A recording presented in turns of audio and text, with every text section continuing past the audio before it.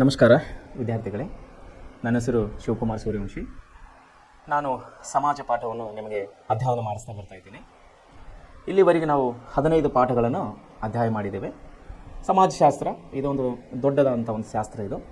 ಇದರಲ್ಲಿ 4 ಭಾಗಗಳನ್ನು ನಾವು ಕಾಣುವರಾಗಿದ್ದೇವೆ. ಸಮಾಜಶಾಸ್ತ್ರದಲ್ಲಿ ಒಂದು ಇತಿಹಾಸ ನಾವು ಮೊದಲನೇದಾಗಿ ಓದಿದ್ದೀವಿ, ಎರಡನೇದಾಗಿ ನಾವು ರಾಜ್ಯಶಾಸ್ತ್ರವನ್ನು ಓದಿದ್ದೀವಿ, ಮೂರನೇದಾಗಿ ಭೂಗೋಳಶಾಸ್ತ್ರವನ್ನು ಓದಿದ್ದೀವಿ. ಈಗ ನಾವು 4ನೇದಾಗಿ ಅರ್ಥಶಾಸ್ತ್ರವನ್ನು ಓದ್ತಾ ಇದ್ದೇವೆ. ಅಂದರೆ ಈ 4 ಶಾಸ್ತ್ರಗಳು ಸಮಾಜ ಅಧ್ಯಯನದಲ್ಲಿ ಬರುವಂಥ ವಿಷಯಗಳಾಗಿವೆ.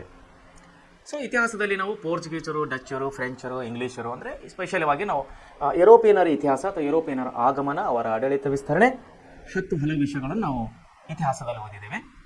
ಅದರಲ್ಲಿ ಆಂಗ್ಲೋ ಮೈಸೂರು ಯುದ್ಧಗಳು, ಕರ್ನಾಟಕ ಯುದ್ಧಗಳು, ಆಮೇಲೆ ಸಿಖ್ ಯುದ್ಧಗಳು, ಮರಾಠ ಯುದ್ಧಗಳು, ಇವೆಲ್ಲವನ್ನು ನಾವು ಇತಿಹಾಸದಲ್ಲಿ ನೋಡಿದ್ದೇವೆ. ಆಮೇಲೆ ಎರಡನೇದಾಗಿ ನಾವು ರಾಜ್ಯಶಾಸ್ತ್ರಕ್ಕೆ ಬಂದಾಗ ಅದರಲ್ಲಿ ಭಾರತದ ಸಂವಿಧಾನ, ಆಮೇಲೆ ನೇಮಕಾತಿಗಳು, ಆಮೇಲೆ ನಮ್ಮ KPSC Karnataka union public service commission, ಆಮೇಲೆ UPSC ಕೇಂದ್ರ ಲೋಕಸೇವಾ ಆಯೋಗ, ರಾಜ್ಯ ಲೋಕಸೇವಾ ಆಯೋಗ, ಇದರ ಬಗ್ಗೆ ಅಭ್ಯಾಸ ಮಾಡಿದ್ವಿ. ಆಮೇಲೆ ಮೂರನೇದಾಗಿ ನಾವು ಭೌಗೋಳಶಾಸ್ತ್ರಕ್ಕೆ ಬಂದಾಗ ನಮ್ಮ ದೇಶದ ಭೌಗೋಳಿಕ ವಿಸ್ತರಣೆ, ಜಲ ಸಂಪನ್ಮೂಲ, ಅರಣ್ಯ ಸಂಪನ್ಮೂಲ, ನೀರಾವರಿ ಯೋಜನೆಗಳು, ಇವೆಲ್ಲವನ್ನು ನಾವು ಭೌಗೋಳಶಾಸ್ತ್ರದಲ್ಲಿ ಓದಿದ್ದೇವೆ. ಈಗ ನಾವು 4ನೇದಾಗಿ ನಾವು ಕೊನೆಯ ಹಂತಕ್ಕೆ ಬಂದಿದ್ದೇವೆ, ಅರ್ಥಶಾಸ್ತ್ರ. ಅರ್ಥಶಾಸ್ತ್ರದಲ್ಲಿ ಭಾರತದ ಅರ್ಥವ್ಯವಸ್ಥೆ, ದುಡಿಮೆ, ನಿರುದ್ಯೋಗ, ಬ್ಯಾಂಕ್, ಹೀಗೆ 10 ಹಲವು ವಿಷಯಗಳನ್ನು ನಾವು ಈ ಅರ್ಥಶಾಸ್ತ್ರದಲ್ಲಿ ಓದ್ತಾ ಇದ್ದೇವೆ. ನಾವು ನಿನ್ನೆವನ್ನು ಪ್ರಾರಂಭ ಮಾಡಿದಂಥ ಬ್ಯಾಂಕರ್ನಿಗೂ ಮತ್ತು ಗ್ರಾಹಕನಿಗೂ ಇರುವ ಸಂಬಂಧಗಳ ಬಗ್ಗೆ ನಾವು ಓದ್ತಾ ಇದ್ದೇವೆ. ಅದಕ್ಕಿಂತ ಮುಂಚೆವಾಗಿ ನಾನು ಇನ್ನೊಂದು ಹೇಳೋಕ್ಕೆ ಇಷ್ಟಪಟ್ಟೆ, ನಮ್ಮ ಸಂಸ್ಥೆಯು ಅಂದರೆ ಪ್ರೆಸೆಂಟ್ ಕ್ಲಾಸ್ ಸಂಸ್ಥೆಯು ವಿಶೇಷವಾಗಿ ಗ್ರಾಮೀಣ ಭಾಗದ ಮಕ್ಕಳಿಗಾಗಿ ಮತ್ತು ಕನ್ನಡ ಶಾಲೆಯಲ್ಲಿ ಕನ್ನಡ ಮಾಧ್ಯಮದಲ್ಲಿ ಓದುತ್ತಿರುವ ಮಕ್ಕಳಿಗಾಗಿ 10 ಹಲವು ಪ್ರಯತ್ನಗಳನ್ನು ಪಡ್ತಾ ಇದ್ದೇವೆ. ನಿಮ್ಮ SSCಗಾಗಿ ಅಂದರೆ ನಿಮಗೆ ಹಳ್ಳಿಯಲ್ಲಿ ಟ್ಯೂಷನ್ ಕೊಡೋರು ಯಾರು ಇರೋದಿಲ್ಲ, ಮನೆ ಪಾಠ ಹೇಳೋರು ಯಾರು ಇರೋದಿಲ್ಲ, ಇದ್ದರೂ ಕೂಡ ಸಮರ್ಪಕವಾಗಿ ಹೇಳೋದು ಮತ್ತು ಮಕ್ಕಳು ಕೇಳುವುದು ಸ್ವಲ್ಪ ಸಮರ್ಪಕವಾಗಿ ಇರೋದಿಲ್ಲ ಅಂತ ಹೇಳಿ ಅಂದ್ಕೊಂಡಿದ್ದೀವಿ. ಇದನ್ನು ಅರಿತ ನಮ್ಮ ಸಂಸ್ಥೆಯ ಮುಖ್ಯಸ್ಥರು ಈ ಒಂದು ವಿನೂತನ ಪ್ರಯೋಗ ಅಂದರೆ ಆನ್ಲೈನ್ ಕ್ಲಾಸಸ್, ಈ ಒಂದು ವಿನೂತನ ಪ್ರಯೋಗವನ್ನು ಪ್ರಾರಂಭ ಮಾಡಲಿಕ್ಕೆ ಅವರು ಆಸಕ್ತಿಯನ್ನು ತೋರಿದರು. ಪ್ರಾರಂಭದಲ್ಲಿ ನಾವು ಅದೇ ರೀತಿ ಕ್ಲಾಸನ್ನು ಮಾಡ್ತಾ ಇದ್ದೀವಿ. ಸೊ ನಮ್ಮ ಸಂಸ್ಥೆಯ ಮುಖ್ಯಸ್ಥರು ಮತ್ತು ನಮ್ಮ ಸಂಸ್ಥೆಯ ಎಲ್ಲ ಸಿಬ್ಬಂದಿಗಳ ಒಂದು ಪ್ರಯತ್ನ ಏನಾಗಿದೆ, ನಿಮ್ಮ ಯಶಸ್ಸು ಯಾವಾಗ ಬರುತ್ತೆ ಅಂತ ನಾವು ಹೇಳುವಂಥ ಪ್ರತಿಯೊಂದು ಪಾಠಗಳು, ಪ್ರತಿಯೊಂದು ವಿಷಯಗಳು ಅತಿ ಮುಖ್ಯವಾಗಿವೆ. ವಿಶೇಷವಾಗಿ ಪ್ರೆಸೆಂಟ್ ಕ್ಲಾಸ್ನಲ್ಲಿ ಹೇಳುವಂಥ ಪ್ರತಿಯೊಂದು ಪಾಠಗಳು, ಪ್ರತಿಯೊಂದು ವಿಷಯಗಳು ಅತಿ ಮುಖ್ಯವಾಗಿವೆ. ಸೊ ವಿದ್ಯಾರ್ಥಿಗಳೇ, ತಾವು ಒಳ್ಳೆ ರೀತಿಯಲ್ಲಿ ಅಭ್ಯಾಸ ಮಾಡಿರಿ. ಓದಿದ್ದ ಪಾಠವನ್ನು ಕನಿಷ್ಠ 4ರಿಂದ 5 ಸಾರಿ ತಾವು ಓದಬೇಕಂತ ಹೇಳಿ ನನ್ನ ಒಂದು ವೈಯಕ್ತಿಕ ರಿಕ್ವೆಸ್ಟ್ ಇದೆ. ಯಾಕಂದರೆ 4ರಿಂದ ಪಾಠಗಳನ್ನು 4ರಿಂದ 5 ಸಾರಿ ಓದುವಾಗ ನಾವು ಹೆಚ್ಚೆಚ್ಚು ವಿಷಯಗಳು ನೆನಪಿನಲ್ಲಿ ಇಡುವಂತಾಗುತ್ತದೆ. ಸೊ ಅದಕ್ಕಾಗಿ ತಾವು ಒಳ್ಳೆ ರೀತಿಯಲ್ಲಿ ಅಭ್ಯಾಸ ಮಾಡಿರಿ. ಎಲ್ಲ ವಿಷಯಗಳನ್ನು ನೆನಪಿನಲ್ಲಿ ಇಟ್ಟುಕೊಂಡು ತಾವು ಮುಂಬರುವ ಪರೀಕ್ಷೆಗಳು ಹಾಗೂ ಮತ್ತು ನಿಮ್ಮ ವೈಯಕ್ತಿಕ ಜೀವನ ಎರಡರಲ್ಲಿ ತಾವು ಯಶಸ್ಸು ಆಗಲಿ ಅಂಥೇಳಿ ನಮ್ಮ ಸಂಸ್ಥೆ ಪರವಾಗಿ ಹಾಗೂ ನಾನು ವೈಯಕ್ತಿಕವಾಗಿ ನಾನು ನಿಮ್ಮನ್ನು ಹಾರೈಸುವನಾಗಿದ್ದೇನೆ. ಸೊ ವಿದ್ಯಾರ್ಥಿಗಳಿಗೆ ನಾವು ವಿಷಯಕ್ಕೆ ಬರುವುದಾದರೆ, ಬ್ಯಾಂಕರ್ನಿಗೂ ಮತ್ತು ಗ್ರಾಹಕನಿಗೂ ಇರುವ ಒಂದು ಸಂಬಂಧ ಬಗ್ಗೆ ನಾವು ಓದ್ತಾ ಇದ್ದೀವಿ. ಕಳೆದ ದಿನದಲ್ಲಿ ನಾವು ಅಭ್ಯಾಸ ಮಾಡುವಾಗ ಸಾಮಾನ್ಯ ಸಂಬಂಧ ಮತ್ತು ವಿಶೇಷ ಸಂಬಂಧ ಎಂಬಂಥ 2 ಸಂಬಂಧಗಳನ್ನು ನಾವು ಬ್ಯಾಂಕರ್ನಿಗೂ ಮತ್ತು ಗ್ರಾಹಕನಿಗೂ ಕಾಣ್ತಾ ಇದ್ದೀವಿ. ಸೊ ಹಾಗಾದರೆ ಸಾಮಾನ್ಯ ಸಂಬಂಧದಲ್ಲಿ ಏನೇನು ಬರ್ತಾ ಇದೆ ಆದಮೇಲೆ ಇದು 3 ಮುಖ್ಯ ವಿಧಗಳಿಂದ ಕೂಡಿದೆ. ಯಾವುದು? ಸಾಮಾನ್ಯ ಸಂಬಂಧ. ಪ್ರಾಥಮಿಕ ಸಂಬಂಧ ಅಂದರೆ ಸಾಲಿಗ ಮತ್ತು ಸಾಲಗಾರನ ಸಂಬಂಧದಂತೆ. ಪ್ರಾಥಮಿಕ ಸಂಬಂಧ ಹೇಗಿದ್ದರೆ ಸಾಲಿಗ ಮತ್ತು ಸಾಲಗಾರನ ಸಂಬಂಧವಾಗಿ. ಎರಡನೇದಾಗಿ ಸಹಾಯಕ ಅಥವಾ ಉಪಕಾರ. ನೋಡಿ, 2 ರೀತಿಯಲ್ಲಿ ನಾವು ಇಲ್ಲಿ ಸಂಬಂಧನ ಕಾಣ್ತೇವೆ. ಒಂದು ಸಾಲ ಮತ್ತು ಸಾಲಗಾರ. ಎರಡನೇದಾಗಿ ಇಲ್ಲಿ ಉಪಕಾರ ಅಥವಾ ಸಹಾಯ ಎನ್ನುವಂಥ ಶಬ್ದ ಕೂಡ ಇಲ್ಲಿ ಬರ್ತಾ ಇದೆ. ಧರ್ಮದರ್ಶಿ ಅಥವಾ ನಿಕ್ಷೇಪಧಾರಿ ಎಂಬ ಮತ್ತು ಪ್ರಯೋಜನಕಾರಿ ನಡುವಿನ ಸಂಬಂಧಗಳು ಇಲ್ಲಿ ಉಲ್ಲೇಖ ಆಗ್ತಾ ಇದೆ. ಮೂರನೇದಾಗಿ ಕಾರ್ಬಾರಿ ಅಥವಾ ನಿಯೋಗ ಮತ್ತು ಮುಖ್ಯಸ್ಥನ ಸಂಬಂಧ. ಸೊ ಏನಾಗ್ತಾ ಇದೆ ಅಂತ ನೋಡ್ರಿ, ಒಂದು ಕಷ್ಟ ಕಾಲದಲ್ಲಿ ಬ್ಯಾಂಕ್ ಅಂದರೆ ಏನ್ರಿ, ಅವ್ರ ಕೆಲಸ ಸಾಲ ಕೊಡೋದು. ಬ್ಯಾಂಕಿನ ಕೆಲಸ ಏನ್ರಿ, ಸಾಲ ಕೊಡೋದು. ಸಾಲ ಯಾರಿಗೆ ಕೊಡ್ತಾರೆ? ನೀಡ್ಫುಲ್ ಪರ್ಸನ್ ಅಂತೇಳಿ ಕರಿತೇವೆ ನಾವು. ಅಂದರೆ ಅವಶ್ಯಕತೆ ಇದ್ದವರಿಗೆ ಸಾಲ ಯಾರು ತಗೋತಾರೆ? ಅವಶ್ಯಕ ಇದ್ದವರು ಮಾತ್ರ ಸಾಲ ತಗೋತಾರೆ. ಶ್ರೀಮಂತರು ಯಾರಾದರೂ ಸಾಲ ತಗೊಳ್ಳೋದಿಲ್ಲ. ಸೊ ಅದಕ್ಕಾಗಿ ಇಲ್ಲಿ ಬ್ಯಾಂಕು ಮತ್ತು ಗ್ರಾಹಕನಿಗಿರುವ ಸಂಬಂಧ ಹೇಗಿದೆ ಅಂದರೆ, ಮೊದಲನೇದಾಗಿ ಒಂದು ಸಂಬಂಧ ಏನಿದೆ, ಸಾಲ ಮತ್ತು ಸಾಲಗಾರ ಅಷ್ಟೇ. ನಾವು ಸಾಲ ತಗೊಂಡಿನಪ್ಪ ಬ್ಯಾಂಕ್ ಹತ್ರ, ನಾನು ಸಾಲ ಕಟ್ಟಬೇಕು, ಒಂದು ಸಂಬಂಧ. ಎರಡನೇದಾಗಿ ಏನು ಸಂಬಂಧ ಬರ್ತಾ ಇದೆ ಅಂದರೆ, ಇಲ್ಲಿ ಉಪಕಾರ ಅನ್ನೋಂಥ ಶಬ್ದ ಬರ್ತಾ ಇದೆ. ಉಪಕಾರ ಅಂದರೆ ಸಹಾಯ ಮತ್ತು ಉಪಕಾರ. ನೋಡಿ, ಸಹಾಯ ಮತ್ತು ಉಪಕಾರ ಎಷ್ಟು ಇಂಪಾರ್ಟೆಂಟ್ ಇದೆ ಅಂದರೆ, ನಮ್ಮ ಮನೆಯವರು ನಮ್ಮ ಕೈಯಲ್ಲಿ 10 ಪೈಸೆ ಕೊಡೋದಿಲ್ಲ, 10 ರೂಪಾಯಿ ಕೊಡೋದಿಲ್ಲ. ಸೊ ಅಂಥ ಒಂದು ಸಿಚುವೇಷನಲ್ಲಿ, ಅಂಥ ಒಂದು ಪರಿಸ್ಥಿತಿನಲ್ಲಿ ಬ್ಯಾಂಕ್ನವರು ಪರಿಚಯ ಇಲ್ಲದವರು ಕೂಡ ನಮ್ಮನ್ನು ಬ್ಯಾಂಕಿಗೆ ಕರೆಸಿ ನಮ್ಮ ಖಾತೆಯನ್ನು ಓಪನ್ ಮಾಡಿ ನಮಗೆಲ್ಲ ಸಾವಿರಾರು ರೂಪಾಯಿಗಳು, ಲಕ್ಷಗಟ್ಟಲೆ ರೂಪಾಯಿಯನ್ನು ಸಾಲ ಕೊಡ್ತಾರಂದಮೇಲೆ ಅದು ಒಂದು ರೀತಿಯಲ್ಲಿ ನಾವು ಸಹಾಯ ಅಂತಲೇ ನಾವು ಭಾವಿಸಬೇಕು. ಯಾಕಂದರೆ ನಮ್ಮ ಮನೆಯವರೇ ನಮಗೆ ಸಾಲವನ್ನು ಕೊಡೋದಿಲ್ಲ. ನಮ್ಮ ಮನೆಯವರೇ ನಮ್ಮನ್ನು ಸಾಲ ಕೊಡೋದಿಲ್ಲ. ಸೊ ಇಂಥ ಒಂದು ಪರಿಸ್ಥಿತಿಯಲ್ಲಿ ಬ್ಯಾಂಕ್ನವರು ನಮಗೆ ಸಾಲ ಕೊಡ್ತಾರೆ ಅಂದರೆ ಏನರ್ಥ ಅದು ಒಂದು ರೀತಿ ಸಹಾಯ ಅನ್ನಂಗೆ. ಅದು ಒಂದು ರೀತಿ ನಮಗೆ ಸಹಾಯ, ಮನುಷ್ಯನಿಗೆ ಸಾಲಗಾರನಿಗೆ ಕೊಡುವಂಥ ಸಹಾಯ.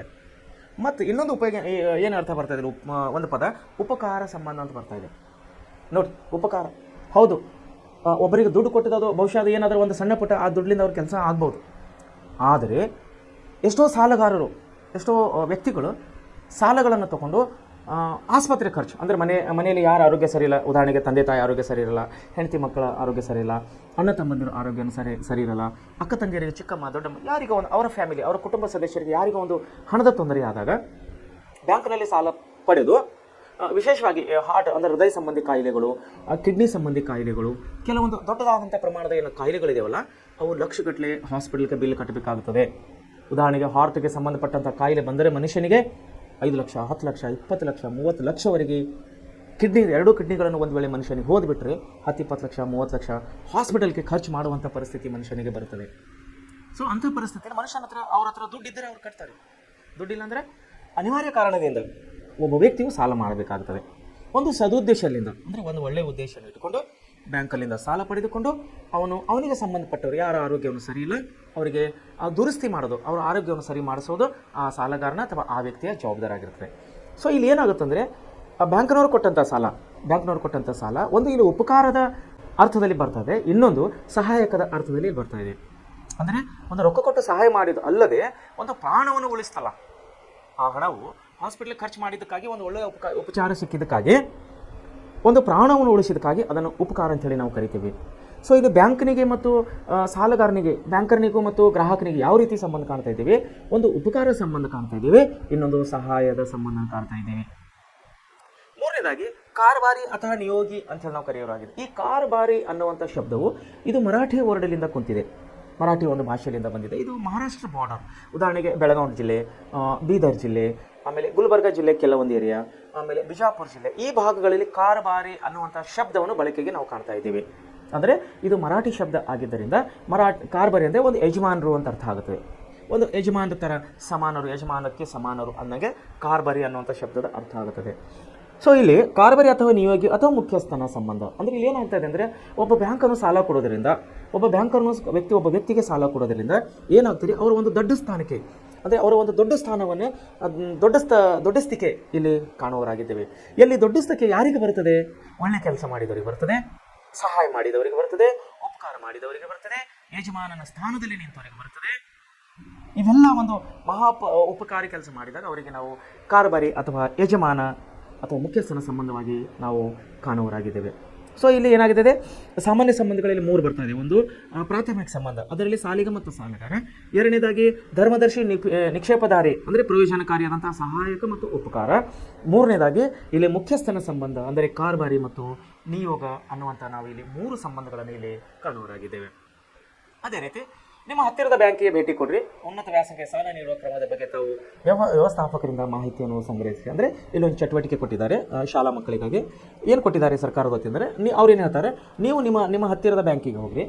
ನೋಡಿ, ಚಟುವಟಿಕೆಯಲ್ಲಿ ನೀವು ನಿಮ್ಮ ಹತ್ತಿರದ ಬ್ಯಾಂಕಿಗೆ ಭೇಟಿ ಕೊಡ್ರಿ, ಅಲ್ಲಿ ಮುಖ್ಯಸ್ಥರಿಗೆ ಅಂದರೆ ಬ್ಯಾಂಕ್ ವ್ಯವಸ್ಥಾಪಕರಿಗೆ ಭೇಟಿಯಾಗಿ ನಂತರ ನಿಮ್ಮ ಉನ್ನತ ವ್ಯಾಸಂಗಕ್ಕಾಗಿ, ನಿಮ್ಮ ಮುಂದಿನ ಹೈಯರ್ ಎಜುಕೇಷನ್ ಉನ್ನತ ವ್ಯಾಸಂಗಕ್ಕಾಗಿ ಸಾಲ ಸೌಲಭ್ಯ ಅಂದರೆ ಸರ್ಕಾರದಿಂದ ಯಾವ ಯೋಜನೆ ಇದೆ, ಅದು ಯಾವ ರೀತಿ ಒಂದು ಪ್ರಾಸೆಸ್ ಇದೆ, ಅಂದರೆ ಯಾವ್ಯಾವ ಹಂತದಲ್ಲಿ ಅದು ಸಿಗುತ್ತದೆ, ಹೇಗೆ ದುಡ್ಡು ಕಟ್ಟಬೇಕು ಅನ್ನೋದೆಲ್ಲ ತಾವು ಬ್ಯಾಂಕ್ ಮ್ಯಾನೇಜರ್ ಅವರಿಗೆ ಭೇಟಿಯಾಗಿ ಅವರಿಂದ ಒಂದು ಮಾಹಿತಿಯನ್ನು ಸಂಗ್ರಹಿಸಿರಿ ಅಂತೇಳಿ ಇಲ್ಲಿ ಚಟುವಟಿಕೆಯಲ್ಲಿ ಕೊಟ್ಟಿದ್ದಾರೆ. ತಾವುಗಳು ನಿಮಗೆ ಸಮಯ ಸಿಕ್ಕರೆ, ನಿಮಗೆ ಇದರಲ್ಲಿ ಇಂಟ್ರೆಸ್ಟ್ ಅಂದರೆ ಒಳ್ಳೆ ರೀತಿ ನಿಮಗೆ ಹೌದು ಇದರಿಂದ ನಮಗೂ ಇನ್ನೂ ಹೆಚ್ಚಿನ ನಾಲೆಜ್ ಸಿಗುತ್ತೆ ಅಂತ ನಿಮಗೆ ಏನಾದರೂ ಅನ್ನಿಸಿದರೆ ತಾವು ತಮ್ಮ ಹತ್ತಿರದ ಶಾಖೆಗೆ ಹೋಗಿ, ಬ್ಯಾಂಕಿನ ಶಾಖೆಗೆ ಹೋಗಿ ವಿದ್ಯಾಭ್ಯಾಸದ ಸಾಲ ಅಂದರೆ ಎಜುಕೇಷನ್ ಲೋನ್ ವಿಷಯಕ್ಕಾಗಿ ತಾವು ನಿಮ್ಮ ಮ್ಯಾನೇಜರನ್ನು ಸಂಪರ್ಕಿಸಬಹುದು.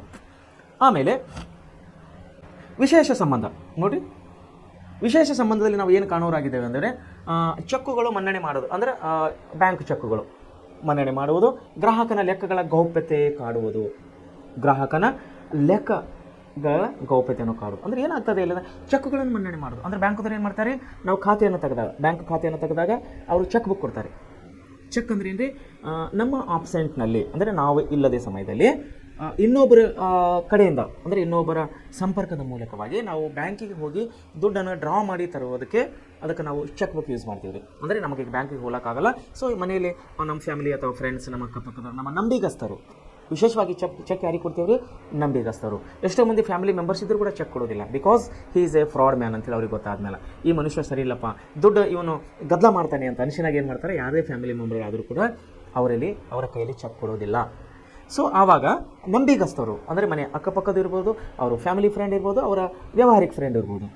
ಸೊ ಅಂಥವ್ರ ಕೈಯಲ್ಲಿ ಚೆಕ್ಕನ್ನು ಬರ್ಕೊಟ್ಟು ಅಮೌಂಟ್ ಹಾಕಿ ಸೈ ಮಾಡಿಕೊಟ್ಟಾಗ ಬ್ಯಾಂಕ್ನವರು ಚೆಕ್ ಇದ್ದರೆ ಏನಾದ್ರೆ ಬ್ಯಾಂಕ್ ಖಾತೆದಾರನೇ ಹೋಗಬೇಕು ಅಂತ ಹಾಗೇನಿಲ್ಲ, ಯಾರೇ ಹೋದರೂ ಕೂಡ ಅಮೌಂಟು ಡ್ರಾ ಮಾಡಿ ಕೊಡ್ತಾರೆ. That call check. ಸೊ ಏನಂತಾರೆ ಇಲ್ಲಿ ಚೆಕ್ಗಳ ಮನ್ನಣೆ ಮಾಡೋದು, ಇದು ಬ್ಯಾಂಕ್ಗಳ ಕೆಲಸ. ಆಮೇಲೆ ಗ್ರಾಹಕನ ಲೆಕ್ಕಗಳ ಗೌಪ್ಯತೆಯನ್ನು ಕಾಡೋದು, ಅಂದರೆ ಇನ್ನೊಬ್ಬರಿಗೆ ಹೇಳೋಂಗಿಲ್ಲ. ಈಗ ನನ್ನ ಖಾತೆಯಲ್ಲಿ ರೊಕ್ಕ ಎಷ್ಟಿದೆ ಅನ್ನೋದು ನನ್ನ ಫ್ಯಾಮಿಲಿ ಮೆಂಬರ್ಗೆ ಇನ್ನೊಬ್ಬರಿಗೆ ಹೇಳೋದಿಲ್ಲ. ಅಂದರೆ ಗ್ರಾಹಕನ ಗೌಪ್ಯತೆಯನ್ನು ಕಾಪಾಡುವುದು, ಇದಕ್ಕೆ ಗೌಪ್ಯತೆಯನ್ನು ಕಾಪಾಡೋದು ಅಂತ ಹೇಳಿ ಕರಿತೀವಿ ನಾವು. ನನ್ನ ಮಗನೇ ಹೋದರೂ ಕೂಡ ನಮ್ಮ ಬ್ಯಾಂಕ್ನವರು ನಮ್ಮ ಖಾತೆಯಲ್ಲಿ ಎಷ್ಟು ದುಡ್ಡಿದೆ ಅಂತ ಹೇಳೋದಿಲ್ಲ. ಅದೇ ನನ್ನ ಮಗನ ಖಾತೆಯಲ್ಲಿ ಹೋಗಿ ನಾನು ಬ್ಯಾಲೆನ್ಸ್ ಎಷ್ಟಿದೆ ಅಂತ ಕೇಳಿದ್ರೆ ಅವ್ರಿಗೆ ಹೇಳೋದಿಲ್ಲ. ದಟ್ ಕಾಲ್ಡ್ ಗೌಪ್ಯತೆ ಅಂತ ಹೇಳಿ ಕರಿತೀವಿ ನಾವು. ಸೊ ಅದನ್ನು ಕಾಪಾಡೋದು. ಆಮೇಲೆ ಬ್ಯಾಂಕ್ಗಳು ಸಲ್ಲಿಸುವ ಸೇವೆಗಳು, ಬ್ಯಾಂಕ್ಗಳು ಯಾವ್ಯಾವ ರೀತಿ ಸೇವೆ ಸಲ್ಲಿಸೋರಾಗಿದ್ದಾರೆ ಅಂದಮೇಲೆ ಆ ಜಮಾ ಕಾರ್ಡು ಅಂದರೆ ಕ್ರೆಡಿಟ್ ಕಾರ್ಡ್ಸ್ ಅಂತ ಹೇಳಿ ನಾವು ಕರೆಯೋರಾಗಿದ್ದೇವೆ. ಬ್ಯಾಂಕ್ಗಳು ಸಲ್ಲಿಸುವ ಸೇವೆಗಳು,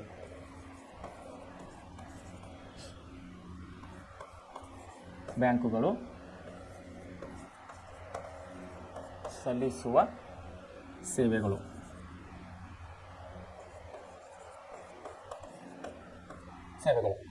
ಒಂದನೇದಾಗಿ ಜಮಾ ಕಾರ್ಡ್ ಅಂತ ಕರಿತೀವಿ ನಾವು.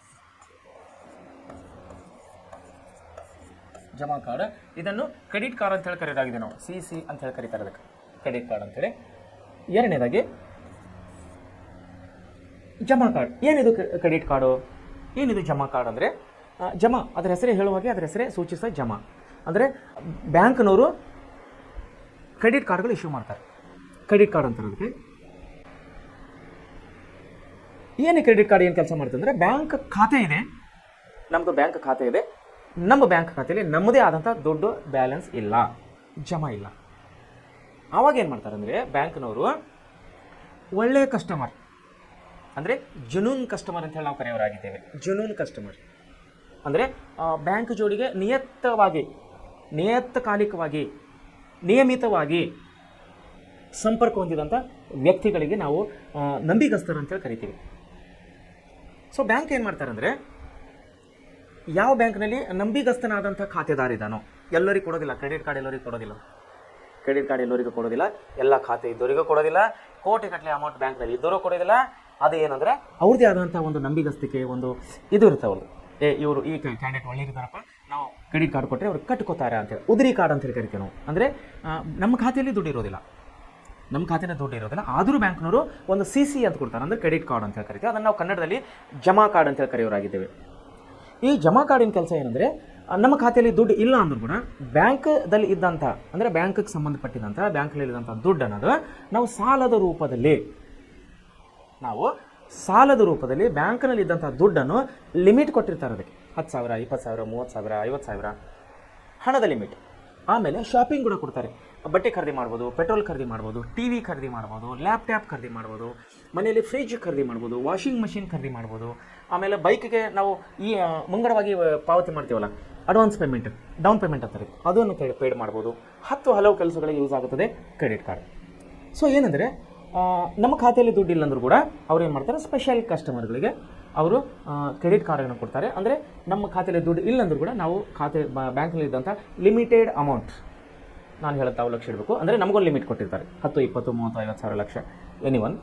ಆ ಲಿಮಿಟೆಡ್ ಅಮೌಂಟನ್ನು ನಾವು ಡ್ರಾ ಮಾಡಿ ಬಳಸ್ಕೋಬೋದು. ಅದಕ್ಕೊಂದು ಇಂತಿಷ್ಟು ಅಂತೇಳಿ ಡೇಸ್ ಕೊಟ್ಟಿರ್ತಾರೆ, 30 ದಿವಸ, 40 ದಿವಸ, 50 ದಿವಸ. ಆ ಡೇಸ್ನಲ್ಲಿ ಹಣವನ್ನು ನಾವು ಅವರಿಗೆ ಹಿಂದೆ ತಿರುಗಿ ಕೊಡಬೇಕು, ರಿಟರ್ನ್ ಮಾಡಬೇಕು. ಒಂದು ವೇಳೆ ಮಾಡಿಲ್ಲ, ಆ ಡೇಸ್ ಒಳಗಾಗಿ ನಾವು ಮಾಡಿಲ್ಲ ಅಂದರೆ ಅದಕ್ಕೆ ಎಕ್ಸ್ಟ್ರಾ ಚಾರ್ಜಸ್ ಅಂದರೆ ಇಂಟ್ರೆಸ್ಟ್ ಬಡ್ಡಿ ಬೀಳುತ್ತದೆ, ಪ್ಲಸ್ ಎಕ್ಸ್ಟ್ರಾ ಸರ್ವಿಸ್ ಚಾರ್ಜ್, ಆ ಚಾರ್ಜ್ ಈ ಚಾರ್ಜ್ ಅಂತೇಳಿ ಹೆಚ್ಚಿನ ರೀತಿಯಲ್ಲಿ ಬಡ್ಡಿಯನ್ನು ಹಾಕ್ತಾರೆ, ದಂಡವನ್ನು ಹಾಕ್ತಾರೆ. ಯಾವಾಗ ಅವಧಿ ಒಳಗೆ ನಾವು ಹಣ ಕಟ್ಟಿಲ್ಲ ಅಂದರೆ. ಸೊ ದಟ್ ಕಾರ್ಡ್ CC ಅಂತ ಕರಿತೀವಿ, ಕ್ರೆಡಿಟ್ ಕಾರ್ಡ್ ಅಂತ ಕರಿತೀವಿ.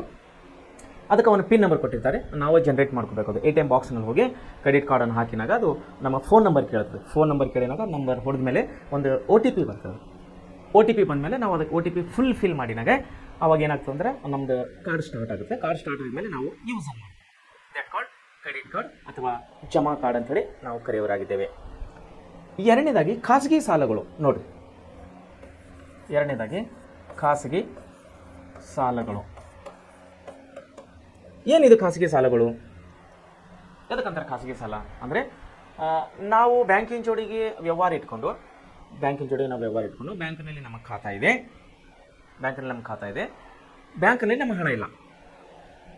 ಸೊ ಅವಾಗ ನಾವು ಬ್ಯಾಂಕಿನವ್ರಿಗೆ ರಿಕ್ವೆಸ್ಟ್ ಮಾಡ್ಕೊಂಡಾಗ, ಸರ್ ನಾವು ಮನೆ ಕಟ್ತಾ ಇದ್ದೀವಿ, ನಮಗೆ ಇಷ್ಟು ಲಕ್ಷ ಅಮೌಂಟ್ ಬೇಕಾಗಿದೆ, ಅಥವಾ ನಾವು ಕಾರ್ ತೊಗೋತಾ ಇದ್ದೀವಿ, ನಮಗೆ ದುಡ್ಡಿನ ಅವಶ್ಯಕತೆ ಇದೆ, ಅಥವಾ ಇನ್ನೊಂದು ಏನೋ ಬಿಸ್ನೆಸ್ ಮಾಡ್ತಾ ಇದ್ದೀವಿ, ಒಂದು ಫ್ಯಾಕ್ಟ್ರಿ ಹಾಕ್ತಾ ಇದ್ದೀವಿ, ಒಂದು ಶಾಪ್ ಹಾಕ್ತಾ ಇದ್ದೀವಿ, ಒಂದು ಬಟ್ಟೆ ಅಂಗಡಿ ಹಾಕ್ತಾ ಇದ್ದೀವಿ, ನಮಗೆ ಸಾಲದ ಅವಶ್ಯಕತೆ ಇದೆ ಸರ್, ತಾವು ಸಾಲ ಹೆಲ್ಪ್ ಮಾಡಿ ಅಂತ ಕೇಳಿನಾಗ ಬ್ಯಾಂಕ್ನವ್ರು ಒಂದು ವೇಳೆ ಒಪ್ಪಿಕೊಂಡರೆ ಅದನ್ನು ನಾವು ಖಾಸಗಿ ಸಾಲಗಳಂತೇಳಿ ಕರೆಯೋರಾಗಿದ್ದೇವೆ.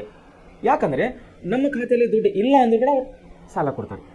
ಅದನ್ನು ಸಾಲ ಹೆಂಗೆ ಕೊಡ್ತಾರೆ ಅಂದರೆ ಕ್ಯಾಶ್ ಮೂಲಕ ಕೊಡ್ತಾರೆ. ಅವರು ಡೈರೆಕ್ಟ್ ಕ್ಯಾಶ್ ಅನ್ನೋದು ನಮ್ಮ ಖಾತೆಗೆ ವರ್ಗಾವಣೆ ಮಾಡ್ತಾರೆ. ಅವರು ಬ್ಯಾಂಕಿನಲ್ಲಿದ್ದಂಥ ಬ್ಯಾಂಕಿನ ಹಣವನ್ನು ಅವ್ರು ಏನು ಮಾಡ್ತಾರೆ, ನಮ್ಮ ಖಾತೆಗೆ ಜಮಾ ಮಾಡ್ತಾರೆ. ಸೊ ಆ ಹಣವನ್ನು ನಾವು ಹಣದ ರೂಪದಲ್ಲಿ ನಾವು ಬಳಸ್ಕೋಬೋದು. ಅದಕ್ಕೆ ಆದಂಥ ಒಂದು ಕೆಲವೊಂದು ನಿಯಮಗಳಿರ್ತವೆ. ಒಂದೊಂದು ಬೇರೆ ಬ್ಯಾಂಕಿಗೆ ಬೇರೆ ಟೈಪ್ ರೂಲ್ಸ್ ಆ್ಯಂಡ್ ರೆಗ್ಯುಲೇಷನ್ಸ್ ಇರ್ತವೆ. ಆ ಕಸ್ಟಮರ್ ಅಂದರೆ ಆ ಗ್ರಾಹಕನು ಆ ರೂಲ್ಸ್ ಆ್ಯಂಡ್ ರೆಗ್ಯುಲೇಷನ್ಸ್ ಫಾಲೋ ಮಾಡಬೇಕಾಗ್ತದೆ. ಸೊ ಆವಾಗ ಕ್ಯಾಶ್ ಮೂಲಕ 1 ಲಕ್ಷ 2 ಲಕ್ಷ ಏನೇ ಒಂದು ಅಮೌಂಟನ್ನು ಬ್ಯಾಂಕ್ನವರು ಸಾಲ ಕೊಡ್ತಾರೆ. ಅದು ಕೂಡ ರಿಟರ್ನ್ ಮಾಡಬೇಕಾಗ್ತದೆ, ಅದು ಕೂಡ ಪೇಮೆಂಟ್ ಮಾಡಬೇಕಾಗ್ತದೆ. ಅದು ವಿತ್ ಇಂಟ್ರೆಸ್ಟ್ ಇರ್ತದೆ. ಅದಕ್ಕೆ ಸಮ ಅಮೌಂಟ್ ಬಡ್ಡಿ ಹೇಳಿರ್ತಾರೆ. ಆ ಬಡ್ಡಿಯನ್ನು ಕೂಡಿ ನಾವು ಎಷ್ಟು ದಿವಸ ಅಂದರೆ ತಿಂಗಳು ಹೇಳಿರ್ತಾರೆ, ನಮಗೆ 10 ತಿಂಗಳ 20 ತಿಂಗಳ 30 ತಿಂಗಳ 1 ವರ್ಷ 2 ವರ್ಷ 3 ವರ್ಷ ನಮಗೆ ಲೋನ್ ಟೆನ್ಯೂ ಅಂತೀವಿ ನಾವು. ಲೋನ್ ಟೆನ್ಯೂ ಅಂದರೆ ಸಾಲದ ಅವಧಿ ಅಂತ ಹೇಳ್ತೈತೆ. ಆ ಅವಧಿ ಒಳಗಾಗಿ ತೆಗೆದುಕೊಂಡಂಥ ಖಾಸಗಿ ಸಾಲವನ್ನು ನಾವು ಬ್ಯಾಂಕಿಗೆ ರಿಟರ್ನ್ ಮಾಡಬೇಕು. ದಟ್ ಕಾಲ್ಡ್ ಖಾಸಗಿ ಸಾಲಗಳು ಅಂತ ಹೇಳಿ ಕರೆಯೋರಾಗಿದ್ದೇವೆ. ಆಮೇಲೆ ಮೂರನೇದಾಗಿ ಮನೆ ಕಟ್ಟಲು ಅಥವಾ ವಾಹನ ಖರೀದಿಸಲು ಸಾಲ. ನೋಡಿರಿ, ಹೇಳಿದ ನನಗೆ ಮನೆ ಕಟ್ಟಲು ಅಥವಾ ವಾಹನ ಖರೀದಿಗೆ ಸಾಲ. ವಾಹನ ಖರೀದಿಗೆ ಸಾಲ.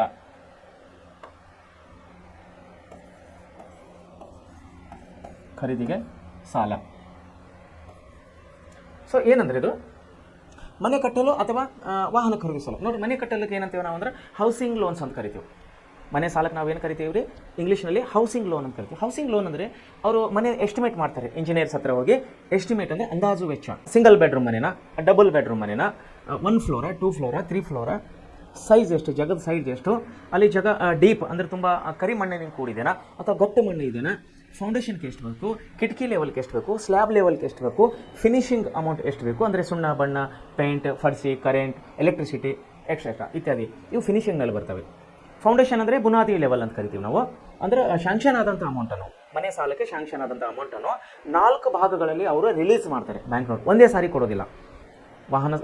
ಮನೆ ಸಾಲ ತೊಗೊಂಡಾಗ ಉದಾಹರಣೆಗಾಗಿ 10 ಲಕ್ಷ ರೂಪಾಯಿ ಶಾಂಕ್ಷನ್ ಆದರೆ, ಒಬ್ಬ ವ್ಯಕ್ತಿಗೆ ಮನೆ ಸಾಲ 10 ಲಕ್ಷ ಶಾಂಕ್ಷನ್ ಆದರೆ 2 ಲಕ್ಷ ರೂಪಾಯಿ ಬುನಾದಿ ಹಾಕಲಿಕ್ಕೆ ಕೊಡ್ತಾರೆ. ಬುನಾದಿ ಆದಮೇಲೆ ಮತ್ತೆ ಬ್ಯಾಂಕ್ನವ್ರ ಮನೆಗೆ ಬರ್ತಾರೆ, ನೋಡ್ತಾರೆ, ಚೆಕ್ ಮಾಡ್ತಾರೆ ಮನೆ ಕೆಲಸ ಎಲ್ಲಿವರೆಗೆ ಬಂದಿದೆ, ಹೇಗೆ ಕಟ್ತಾ ಇದ್ದಾರೆ, ಗುಣಮಟ್ಟದಲ್ಲಿ ಕಟ್ತಾ ಇದ್ದಾರೋ, ಒಳ್ಳೆ ಕಲ್ಲುಗಳನ್ನು ಯೂಸ್ ಮಾಡ್ತಾ ಇದ್ದಾರಲ್ಲ, ಒಳ್ಳೆ ಸಿಮೆಂಟ್ ಯೂಸ್ ಮಾಡ್ತಾ ಇದ್ದಾರಲ್ಲ, ಒಳ್ಳೆ ಉಸುಕನ್ನು ಯೂಸ್ ಮಾಡ್ತಾ ಇದ್ದಾರಲ್ಲೋ, ಕನ್ಸ್ಟ್ರಕ್ಷನ್ ನೀಟಾಗಿ ಆಗ್ತಾ ಇದೆಯಲ್ಲೋ ಎಲ್ಲವನ್ನು ಚೆಕ್ ಮಾಡಿದ ಮೇಲೆ ಎರಡನೇ ಅವಧಿಯ ಅಂದರೆ ಕಿಟಕಿ ಲೆವೆಲ್ ಏನು ಬರುತ್ತಲ್ಲ ಅದಕ್ಕೆ ನಾವು ಸೆಕೆಂಡ್ ಸ್ಟೆಪ್ ಅಂತ ಹೇಳ್ತೀವಿ. First step is the foundation, second stage is the window level ಅಂತ ಹೇಳಿ ಕರಿತೀವಿ. ವಿಂಡೋ ಲೆವೆಲ್ ಅಂದರೆ ಕಿಟಕಿ ಲೆವೆಲ್. ಅಲ್ಲಿವರೆಗೆ ಬರೋವರಿಗೆ ಎಷ್ಟು ದುಡ್ಡು ಬೇಕನ್ನೋದು ಅಂದಾಜು ಮಾಡಿಕೊಡ್ತಾರೆ. ಆಮೇಲೆ 2ನೇ ಲೆವೆಲ್ ಆದಮೇಲೆ 3ನೇ ಸ್ಲ್ಯಾಬ್ ಲೆವೆಲ್ ಅಂತ ಕರಿತೀವಿ ನಾವು. ಸ್ಲ್ಯಾಬ್ ಬೀಳುವಾಗ ಎಷ್ಟು ದುಡ್ಡು ಬೇಕೋ ಅದನ್ನು ಅವರೇಜ್ ಮಾಡ್ಕೊಳ್ತಾರೆ. 4ನೇದಾಗಿ ಫಿನಿಶಿಂಗ್ ಅಂತ ಹೇಳ್ತೀವಿ ನಾವು, ಮುಕ್ತಾಯ, ಎಂಡ್ ಪಾಯಿಂಟ್ ಅಂತ ಕರಿತೀವಿ. ಅಲ್ಲಿ ಅಂದ್ರೆ ಆ ಎಂಡ್ ಪಾಯಿಂಟಲ್ಲಿ ಏನೇನು ಬರ್ತದೆ ಅಂದ್ರೆ ಪೇಂಟ್ ಬರ್ತದೆ, ಫ್ಲೋರಿಂಗ್ ಬರ್ತದೆ ಕೆಳಗೆ, ಆಮೇಲೆ ಕರೆಂಟ್ ಎಲೆಕ್ಟ್ರಿಸಿಟಿ ಬರ್ತದೆ, ಆಮೇಲೆ ಇನ್ನಿತರ ಸಣ್ಣ ಪುಟ್ಟ ವೈರಿಂಗ್ ಆಯಿತು, water city, pipe line, drainage ಇವೆಲ್ಲ ಏನಪ್ಪ ಅಂದ್ರೆ ಲಾಸ್ಟ್ ಫಿನಿಷನಲ್ಲಿ ಬರ್ತದೆ. ಸೊ ಹೇಳೋ ಉದ್ದೇಶ ಅಂದರೆ ಮನೆ ಸಾಲ ಅಂದರೆ ಹೋಮ್ ಲೋನ್ಸು ಈ 4 ಹಂತಗಳನ್ನು ಕೊಡ್ತಾರೆ ಶಾಂಕ್ಷನ್ ಆದಂಥ ಅಮೌಂಟನ್ನು. ಅದಕ್ಕೆ ಈ ಮನೆ ಸಾಲವನ್ನು ತೀರಿಸುವವರೆಗೆ ಅಂದರೆ ಸಾಲದ ಅವಧಿ 5 ವರ್ಷ 10 ವರ್ಷ 20 30 ವರ್ಷ ಲೋನ್ ಟರ್ಮ್ ಕೊಟ್ಟಿರ್ತಾರೆ ಸಾಲದ ಅವಧಿ. ಆ ಸಾಲವನ್ನು ತೀರಿಸುವವರೆಗೆ, ಮನೆ ಸಾಲ ತೀರಿಸುವವರೆಗೆ ಮನೆ ಏನು ಆಸ್ತಿ ಇದೆಯಲ್ಲ, ಸ್ಪೇಸ್ ಇದೆಯಲ್ಲ, ಭೂಮಿ, ಅದನ್ನು ಬ್ಯಾಂಕಿನ ಹೆಸರು ಮೇಲೆ ಅಡವು ಇಟ್ಕೊಂಡಿರ್ತಾರೆ. ಅಡವು ಅಂದರೆ ಅವ್ರ ಹೆಸರು ಮೇಲೆ ರಿಜಿಸ್ಟರ್ಡ್ ಆಗಿರ್ತದೆ, ಅದು ನೋಂದಣಿ ಮಾಡ್ಕೊಂಡಿರ್ತಾರೆ. ಯಾವಾಗ ಅವ್ರ ಸಾಲ ತೀರ್ತದೋ ಮನೆ ಸಾಲ, ಆವಾಗ ಮನೆಯನ್ನು ಮತ್ತೆ ಹೊಳ್ಳಿ ರಿಟರ್ನ್ ಆ ಮನೆ ಮಾಲಕರ ಅಂದರೆ ಸಾಲಗಾರನ ಹೆಸರಿಗೆ ರಿಟರ್ನ್ ಆಗಿ ಆ ಮನೆ ಆಸ್ತಿ ಕೊಡ್ತಾರೆ. ಸೇಮ್ ಇದು ಮನೆ ಸಾಲ, ಸೇಮ್ ಅದು ವಾಹನ ಸಾಲ, ವೆಹಿಕಲ್ ಲೋನ್ಸ್ ಅಂತ ಕರಿತೀವಿ ನಾವು. ಭಾಳ ಜನರು ಕಾರ್ ತೊಗೋತಾರೆ, 2 ವೀಲರ್ ಬೈಕ್ಸ್ ತೊಗೋತಾರೆ, 3 ವೀಲರ್ ಆಟೋ ತೊಗೋತಾರೆ, ಇನ್ನಿತರ ವಾಹನಗಳು ತೊಗೋತಾರೆ. ಸೇಮ್ ಅದು ಕೂಡ ಅಂದರೆ ವಾಹನ ಖರೀದಿಗೆ ಸಾಲ ಬೇಕಾದಾಗ ಆ ವಾಹನದ ಸಾಲದ ಮೊತ್ತ ಅಂದರೆ ಅಮೌಂಟ್ ಏನಿರುತ್ತೆ ಟೋಟಲ್ ಅಮೌಂಟು, ಆ ಅಮೌಂಟ್ ಅನ್ನೋದು ಏನು ಮಾಡ್ತಾರೆ, ಯಾವ ವಾಹನ ಯಾವ ಶೋರೂಮ್ಲಿಂದ ಖರೀದಿ ಮಾಡ್ತಾ ಇದ್ದಾರೋ ಬ್ಯಾಂಕ್ನವ್ರು ಏನು ಮಾಡ್ತಾರೆ, ಆ ಶೋರೂಮಿಗೆ ಆ ಅಮೌಂಟನ್ನು ಪೇಡ್ ಮಾಡ್ತಾರೆ. ಆ ಅಮೌಂಟನ್ನು ಶೋರೂಮಿಗೆ ಕೊಡ್ತಾರೆ. ವ್ಯಕ್ತಿ ಕೈಯಲ್ಲಿ ಅಂದರೆ ಗ್ರಾಹಕ ಕೈಯಲ್ಲಿ ಅಮೌಂಟು ಕೊಡೋದಿಲ್ಲ. ಸೊ ಶೋರೂಮ್ಗೆ ದುಡ್ಡು ಹೋದಾಗ ಶೋರೂಮ್ದವ್ರು ಏನು ಮಾಡ್ತಾರೆ, ಯಾವ ವ್ಯಕ್ತಿ ಪರ್ಚೇಸ್ ಮಾಡಿದ್ದಾರೆ, ಬೈಕನ್ನು ಪರ್ಚೇಸ್ ಮಾಡಿದ್ದಾರೆ ಅಥವಾ ಕಾರನ್ನು ಪರ್ಚೇಸ್ ಮಾಡಿದ್ದಾರೆ, ಆ ಪರ್ಚೇಸ್ ಮಾಡಿದಂಥ ವ್ಯಕ್ತಿಗೆ ಆ ಕಾರು ಅಥವಾ ವೆಹಿಕಲನ್ನು ಕೊಡ್ತಾರೆ. ಅವ್ರಿಗೆ ಕೊಟ್ಟ ಮೇಲೆ ಇಲ್ಲಿ ಕೂಡ ಸೇಮ್ ಕಂಡೀಷನ್ ಇರ್ತದೆ, ಸಾಲದ ಅವಧಿ ಇರ್ತದೆ. ಇಲ್ಲಿ ಕೂಡ 2 ವರ್ಷ 3 ವರ್ಷ ಸಾಲದ ಅವಧಿ ಪ್ಲಸ್ ಬಡ್ಡಿ ಇಂಟ್ರೆಸ್ಟ್ ಎರಡನ್ನು ಕೂಡಿ ಆ ಸಾಲದ ಅವಧಿಯ ಮಿತಿ ಒಳಗೆ ಆ ಅವಧಿ ಒಳಗೆ ಕಟ್ಟಿದಾಗ ಆ ವಾಹನದ ಮೇಲೆ ಇದ್ದಂಥ HP ಅಂತ ಕರಿತೀವಿ ನಾವು, ಹೈಪೋಥಿಕೇಶನ್ ಅಂತ ಕರಿತೀವಿ ನಾವು. ಕನ್ನಡದಲ್ಲಿ ನಾವು ಆಡು ಭಾಷೆಯಲ್ಲಿ ಬೋಜ ಅಂತ ಕರಿತೀವಿ. ಬೋಜ ಅಂದರೆ ಆ ವಾಹನವು ಆ ಸಾಲ ತೀರುವವರೆಗೆ ಬ್ಯಾಂಕ್ನವರ ಹೆಸರ ಮೇಲೆ ಇರುತ್ತದೆ. ಅಂದರೆ RTI ಆಫೀಸ್ನಲ್ಲಿ RC ಬುಕ್ನಲ್ಲಿ ಓಪನ್ ಮಾಡಿದಾಗ ಅಲ್ಲಿ ಮೊದಲನೇದಾಗಿ ಫೈನಾನ್ಸ್ ಅಂದರೆ ಬ್ಯಾಂಕ್ನ ಹೆಸರಿರುತ್ತೆ, ಕೆಳಗೆ ಸಾಲಗಾರ ಅಂದರೆ ವಾಹನ ಖರೀದಿದಾರನ ಹೆಸರಿರ್ತದೆ. HP ಹೈಪೋಥಿಕೇಶನ್ ಅಂತ ಕರಿತೀವಿ ನಾವು. ಸೊ ಇಲ್ಲಿ ವಾಹನ ಸಾಲ ಕೂಡ ಸೇಮ್ ಏನಂದರೆ ಒಂದು ಏನಪ್ಪ ಅಂದರೆ ವಾಹನ ಖರೀದಿದಾರನ ಹೆಸರು, ಆಮೇಲೆ ಬ್ಯಾಂಕ್ ಯಾವ ಬ್ಯಾಂಕ್ದವರು ಸಾಲ ಕೊಟ್ಟರೆ ಆ ಸಾಲಗಾರನ ಹೆಸರ ಮೇಲೆ ವಾಹನವನ್ನು ಇರುತ್ತದೆ. ಇಲ್ಲಿ ಮನೆ ಕೂಡ ಸೇಮ್ ಇರುತ್ತದೆ, ಇಲ್ಲಿ ವಾಹನ ಕೂಡ ಸೇಮ್. ಅಂದರೆ ಆಯಾ ಸಾಲಗಳು ತೀರುವವರೆಗೆ ಆ ವ್ಯಕ್ತಿ ಮತ್ತು ಸಾಲಗಾರ ಮತ್ತು ಸಾಲ ಯಾರು ಕೊಟ್ಟಾರೆ ಬ್ಯಾಂಕ್, ಆ ಬ್ಯಾಂಕ್ ಇಬ್ಬರ ಹೆಸರ ಮೇಲೆ ಅಡಾಪ್ಟೆಡ್ ಅಥವಾ ನೊಂದು ಮಾಡ್ಕೊಂಡಿರ್ತಾರೆ, ಮನೆ ಅಥವಾ ವಾಹನ. ಇದನ್ನು ನಾವು ಮನೆ ಸಾಲ ಅಥವಾ ವಾಹನ ಸಾಲ ಅಂತೇಳಿ ಕರೆಯವರಾಗಿದ್ದೇವೆ. ಆಮೇಲೆ ಪರಸ್ಪರ ನಿಧಿಗಳನ್ನು ನಿರ್ವಹಿಸುವುದು ನೋಡಿ, 4ನೇದಾಗಿ ಪರಸ್ಪರ ನಿಧಿಗಳನ್ನು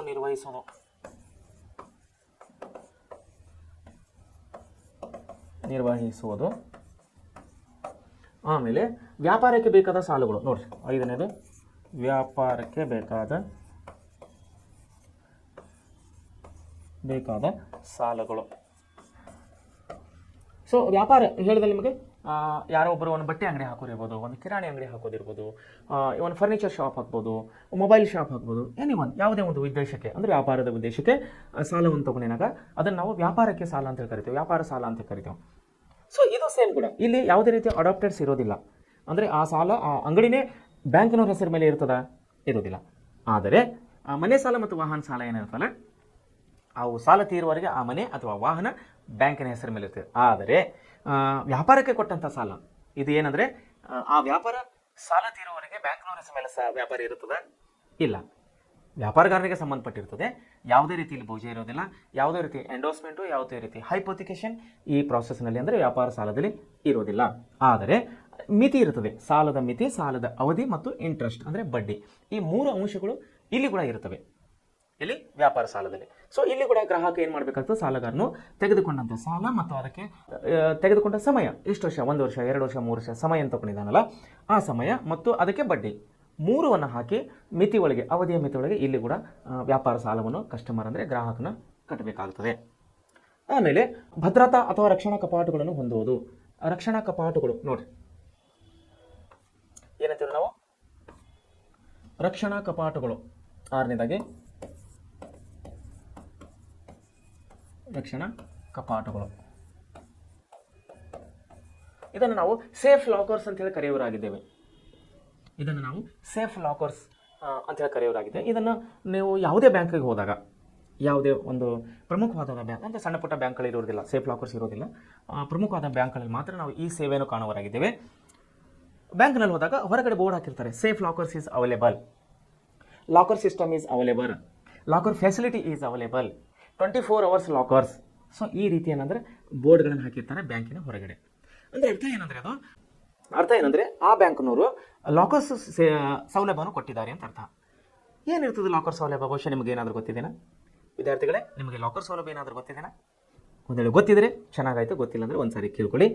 ನಾನು ಶಾರ್ಟ್ಕಟ್ನಲ್ಲಿ 1 ನಿಮಿಷದಲ್ಲಿ ಹೇಳ್ತೀನಿ. ಏನಂದರೆ ಲಾಕರ್ ಅಂದರೆ ಬ್ಯಾಂಕ್ನಲ್ಲಿ ಟಿಜೋರಿ ಅಂತೀವಲ್ಲ ನಾವು, ಆಡು ಭಾಷೆಯಲ್ಲಿ ಟಿಜೋರಿ ಅಂತ ಕರಿತೀವಿ. ಬ್ಯಾಂಕ್ನಲ್ಲಿ ಏನಂದರೆ ಸ್ಟ್ರಾಂಗ್ ರೂಮ್ ಅಂತ ಕರಿತೀವಿ. ಬ್ಯಾಂಕ್ನಲ್ಲಿ ಸ್ಟ್ರಾಂಗ್ ರೂಮ್ ಅಂದರೆ ತುಂಬ ಸ್ಟ್ರಾಂಗ್ ಗಟ್ಟಿಯಾದಂಥ ರೂಮ್ ಇರ್ತದೆ, ಅದಕ್ಕೆ ಬಾಗಿಲು ಕೂಡ ಅಷ್ಟೇ ಸ್ಟ್ರಾಂಗ್ ಇರ್ತದೆ.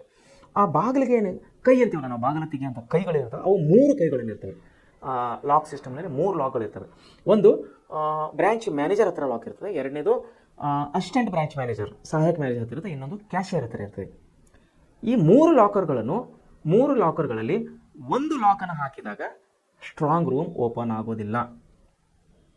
ನೋಡಿ ಎಷ್ಟು ಕಮಾಲಿದೆ ಇದರಲ್ಲಿ ಅಂದರೆ, ಈ ಕಪಾಟುಗಳಲ್ಲಿ ಒಂದು ಲಾಕ್ ಹಾಕಿದ್ರೆ ಓಪನ್ ಆಗೋದಿಲ್ಲ, 3 ಲಾಕ್ ಹಾಕಬೇಕಾಗ್ತದೆ. ಫಸ್ಟ್ ಮ್ಯಾನೇಜರ್ ಬಂದು ಲಾಕ್ ತೆಗಿಬೇಕು, ಆಮೇಲೆ ಅಸಿಸ್ಟೆಂಟ್ ಮ್ಯಾನೇಜರ್ ಆಗಿ ಬಂದು ತೆಗಿಬೇಕು, ಆಮೇಲೆ ಕ್ಯಾಶಿಯರ್ ಬಂದು ಲಾಕ್ ತೆಗೆದಾಗ ಮಾತ್ರ ಆ ಬಾಗಿಲ ಓಪನ್ ಆಗ್ತದೆ. ಅದಕ್ಕೆ ಸ್ಟ್ರಾಂಗ್ ರೂಮ್ ಅಂತಾರೆ. ಅಂದರೆ ಒಂದು ಬೀಗ ಹಾಕಿನಾಗ ಓಪನ್ ಆಗೋದಿಲ್ಲ.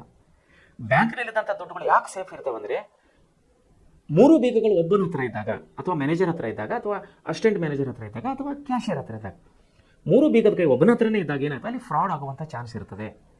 ದುಡ್ಡಿನ ದುರುಪಯೋಗ ಆಗುವಂಥ ಚಾನ್ಸಸ್ ಇರ್ತದೆ. ಸೊ ಅದಕ್ಕಾಗಿ ಬ್ಯಾಂಕಿಗೆ ಕೆಲಸಕ್ಕೆ ಸೇರಿದೆ ಯಾರು ಇರ್ತಾರಲ್ಲ, ಒಬ್ಬ ಮ್ಯಾನೇಜರು, ಒಬ್ಬ ಅಸಿಸ್ಟೆಂಟ್ ಮ್ಯಾನೇಜರ್, ಇನ್ನೊಬ್ಬರು ಕ್ಯಾಶಿಯರ್, ಮೂವರ ಹತ್ರ ಬೇರೆ ಬೇರೆ ಬೇರೆ ಲಾಕ್ಸ್ ಇರ್ತವೆ. ಬೇರೆ ಬೇರೆ ಲಾಕ್ಸ್ ಇರ್ತವೆ. ಒಂದೇ ಲಾಕರ್ ಇರೋದಿಲ್ಲ, ಒಂದೇ ಬೀಗದ ಕೈ ಇರೋದಿಲ್ಲ, ಕೈ ಒಂದೇ ಇರುತ್ತೆ. ಆದರೆ ಕೈದು ಮುಂದೇನು ಲಾಕ್ಸ್ ಇರ್ತಾವಲ್ಲ, ಮುಳ್ಳುಗಳನ್ನೇ ನಾವು ಕರಿತೀವಲ್ಲ ಆಡು ಭಾಷೆಯಲ್ಲಿ, ಅವು ಲಾಕ್ಸ್ ಬೇರೆ ಬೇರೆ ಇರ್ತವೆ. ಸೊ ಹೀಗಾಗಿ 3 ಲಾಕರ್ನಲ್ಲಿ ಒಂದು ಲಾಕ್ ಹಾಕಿಲ್ಲ ಅಂದರೆ ಅದು ಸ್ಟ್ರಾಂಗ್ ರೂಮ್ ಓಪನ್ ಆಗೋದಿಲ್ಲ. ದಟ್ ಕಾಲ್ಡ್ ಕಪಾಟುಗಳಂತೇಳಿ ಕರಿತೀವಿ ನಾವು, ಅದನ್ನು ರಕ್ಷಣಾ ಕಪಾಟುಗಳಂತೇಳಿ ಕರಿತೀವಿ. ಇದು ಏನಾಗುತ್ತೆ ಅಂದರೆ, ಕೆಲವೊಬ್ಬರು ದೊಡ್ಡವರು ಶ್ರೀಮಂತರು ಮನೆಯಾಗ KG ಕಟ್ಟಲೆ ಬಂಗಾರ ಇದ್ದವರು, KG, ಅರ್ಧ KG, ಪಾವು KG, ತುಂಬ ದೊಡ್ಡ ಅಮೌಂಟು, ದೊಡ್ಡ ಬೃಹತ್ತಾದ ಅಮೌಂಟಿನ ಒಂದು ಹಣ ಇರ್ಬೋದು, ಬಂಗಾರ ಇರ್ಬೋದು, ಇನ್ನಿತರ ಪ್ರಮುಖವಾದಂಥ ಡಾಕ್ಯುಮೆಂಟ್ಸ್ ಇರ್ಬೋದು, ಶಾಲಾ ದಾಖಲಾತಿ ಇರ್ಬೋದು, ಮನೆ ಪತ್ರ ಇರ್ಬೋದು, ಹೊಲದ ಪತ್ರ ಇರ್ಬೋದು, ಇಂಥ ವ್ಯಾಲ್ಯೂಬಲ್ ಪೇಪರ್ಸ್ ಅಂತ ಕರಿತೀವಿ ನಾವು. ಒಂದು ವ್ಯಾಲ್ಯೂಬಲ್ ಮನಿ, ಎರಡನೇದಾಗಿ ವ್ಯಾಲ್ಯೂಬಲ್ ಪೇಪರ್ಸ್. ಇವನ್ನು ಏನು ಮಾಡ್ತಾರೆ, ಕೆಲವೊಬ್ಬರು ಮನೆಯಲ್ಲಿ ಸುರಕ್ಷತೆ ಇಲ್ಲದ ಕಾರಣ ಅವ್ರು ಏನು ಮಾಡ್ತಾರೆ, ಬ್ಯಾಂಕ್ನಲ್ಲಿ ಹೋಗಿ ಲಾಕರ್ ಸಿಸ್ಟಮ್ ತೊಗೋತಾರೆ. ಸೇಫ್ ಲಾಕರ್ ಸಿಸ್ಟಮ್ ಒಂದು ಅರ್ಜಿ ಕೊಡ್ತಾರೆ ಬ್ಯಾಂಕಿಗೆ. ಏನಂದ್ರೆ, ಸರ್ ಹಿಂಗೆ ನಮಗೆ ಸೇಫ್ ಲಾಕರ್ ಬೇಕಂತೇಳಿ. ಆವಾಗ ಮ್ಯಾನೇಜರ್ ಓಕೆ ಅಂತಾರೆ. ಅದಕ್ಕೆ ಫೀಸ್ ಇರ್ತದೆ, ವರ್ಷಕ್ಕೆ ಇಂತಿಷ್ಟು ಅಂತೇಳಿ ಫೀಸ್ ಇರ್ತದೆ, 1 ವರ್ಷಕ್ಕೆ ಇಂತಿಷ್ಟು ಅಂತೇಳಿ ಫೀಸ್ ಇರ್ತದೆ. ಅಗ್ರಿಮೆಂಟ್ ಇರ್ತಾರೆ, ಬಾಂಡ್ ತೊಗ್ತಾರೆ. ಒಂದು 100 ರೂಪಾಯಿ 50 ರೂಪಾಯಿ ಬಾಂಡ್ ತರಿಸ್ಕೊಂಡು ಆ ಬಾಂಡ್ ಮೇಲೆ ಅಗ್ರಿಮೆಂಟ್ ಮಾಡ್ಕೋತಾರೆ. ರೂಲ್ಸ್ ಆ್ಯಂಡ್ ಕಂಡೀಷನ್ಸ್ ಅದರಲ್ಲಿ ಎಂಟ್ರಿ ಮಾಡ್ಕೋತಾರೆ. ಅದರಲ್ಲಿ ಗ್ರಾಹಕ ಮತ್ತು ಬ್ರಾಂಚ್ ಮ್ಯಾನೇಜರ್ ಇಬ್ಬರು ಸಹಿ ಮಾಡಿರ್ತಾರೆ. ಸಹಿ ಮಾಡಿದ ಮೇಲೆ ಓಪನ್ ಮಾಡ್ತಾರೆ, ಯಾವುದೋ ಸೇಫ್ ಲಾಕರ್ ಓಪನ್ ಮಾಡಿದ ಮೇಲೆ ಬ್ಯಾಂಕ್ ಮ್ಯಾನೇಜರ್ ತಿಜೋರಿ ಹತ್ತಿರ ಬರೋದಿಲ್ಲ. ನೋಡಿ, ಸೇಫ್ ಲಾಕರ್ದ ಸ್ಪೆಷಾಲಿಸ್ಟ್ ಏನಂದರೆ, ತಿಜೋರಿ ಹತ್ತಿರ ಮ್ಯಾನೇಜರ್ ಆಯಿತು, ಕ್ಯಾಶಿಯರ್ ಆಯಿತು, ಯಾರೂ ಬರೋದಿಲ್ಲ. ಕೇವಲ ರೂಮನ್ನು ಓಪನ್ ಮಾಡ್ತಾರೆ. ಆ ರೂಮಲ್ಲಿ ನಮ್ಮನ್ನು ಬಿಡ್ತಾರೆ. ಆ ರೂಮಲ್ಲಿ ಚಿಕ್ಕ ಸೇಫ್ ಲಾಕರ್ಸ್ ಇರ್ತವೆ. ಯಾರು ಬೇಕಾದರೂ ಅದರಲ್ಲಿ ಹೋಗ್ಬೋದು. ಯಾರು ಬೇಕಾದ ಮೀನ್ಸ್ ಲಾಕರ್ಸ್ ಇದ್ದವರಷ್ಟೇ ಹೋಗಿ. ಉದಾಹರಣೆಗೆ ನನ್ನ ಹೆಸರು ಮೇಲೆ ಲಾಕರ್ ಇದ್ದಾಗ ನಾನೇ ಹೋಗ್ಬೇಕಂತ ಹಾಗೇನಿಲ್ಲ. ನಾವು ನನ್ನ ಮಕ್ಕಳನ್ನ ಕಳಿಸ್ಬೋದು, ನನ್ನ ಅಣ್ಣ ತಮ್ಮನ ಕಳಿಸ್ಬೋದು, ನನ್ನ ಅಕ್ಕ ತಂಗಿನ ಕಳಿಸ್ಬೋದು, ನನ್ನ ತಂದೆ ತಾಯಿ ಹೋಗ್ಬೋದು, ನನ್ನ ವೈಫ್ ಹೋಗ್ಬೋದು, ಯಾರು ಬೇಕಾದರೂ ಹೋಗ್ಬೋದು. ಹೋಗಿ ಲಾಕ್ ತೊಗೊಂಡು ಹೋದ್ಮೇಲೆ ಅವರು ರೂಮ್ ಓಪನ್ ಮಾಡ್ತಾರೆ. ಆಮೇಲೆ ಹೋಗಿ ಅದು ಸಪರೇಟ್ ಲಾಕ್ ಇರ್ತಲ್ಲ, ಓಪನ್ ಮಾಡಿದ ಮೇಲೆ ಅದರಲ್ಲಿ ಇಟ್ಟಂಥ ನಾವು ವಸ್ತು, ಯಾವುದೇ ವಸ್ತು ಇರ್ಬೋದು, ದುಡ್ಡು ಇರ್ಬೋದು, ಹಣ, ವ್ಯಾಲ್ಯೂಬಲ್ ಪೇಪರ್ಸ್ ಇರ್ಬೋದು, ಏನು ಬೇಕಾದರೂ ಇಡ್ಬೋದು. ಅದರಲ್ಲಿ ಇಟ್ಟಂಥ ವಸ್ತುವನ್ನು ನಾವು ತಕ್ಕೋಬೋದು. ದಟ್ ಕಾಲ್ಡ್ ಸೇಫ್ ಲಾಕರ್ ಅಂತೇಳಿ. ಇದಕ್ಕೆ ವರ್ಷಕ್ಕೆ ಇಂತಿಷ್ಟು ಅಂತೇಳಿ ಚಾರ್ಜಸ್ ಇರ್ತದೆ. 1 ವರ್ಷಕ್ಕೆ ಇಷ್ಟು ಅಂತೇಳಿ ಚಾರ್ಜ್ ಇರ್ತದೆ. ಆ ಚಾರ್ಜನ್ನು ಪೇಡ್ ಮಾಡಿದಾಗ ಬ್ಯಾಂಕ್ನವರು ಸೇಫ್ ಲಾಕರ್ಸ್ ಕೊಡ್ತಾರೆ. ಅದನ್ನು ನಾವು ರಕ್ಷಣಾ ಕಪಾಟುಗಳು ಅಂತೇಳಿ ಕರಿತೀವಿ. ರಕ್ಷಣಾ ಕಪಾಟ ಅಥವಾ ಭದ್ರತೆ ಅಂತೇಳಿ ಕರೆಯೋರಾಗಿವೆ. ಇದನ್ನು ಸೇಫ್ ಲಾಕರ್ ಅಂತೇಳಿ ನಾವು ಆಡು ಭಾಷೆಯಲ್ಲಿ ಕರೆಯೋರಾಗಿದ್ದೀವಿ. ಆಮೇಲೆ ಡೆಬಿಟ್ ಕಾರ್ಡ್ ನೋಡಿರಿ. ಇನ್ನೊಂದೇನೆಂದರೆ ಡೆಬಿಟ್ ಕಾರ್ಡ್.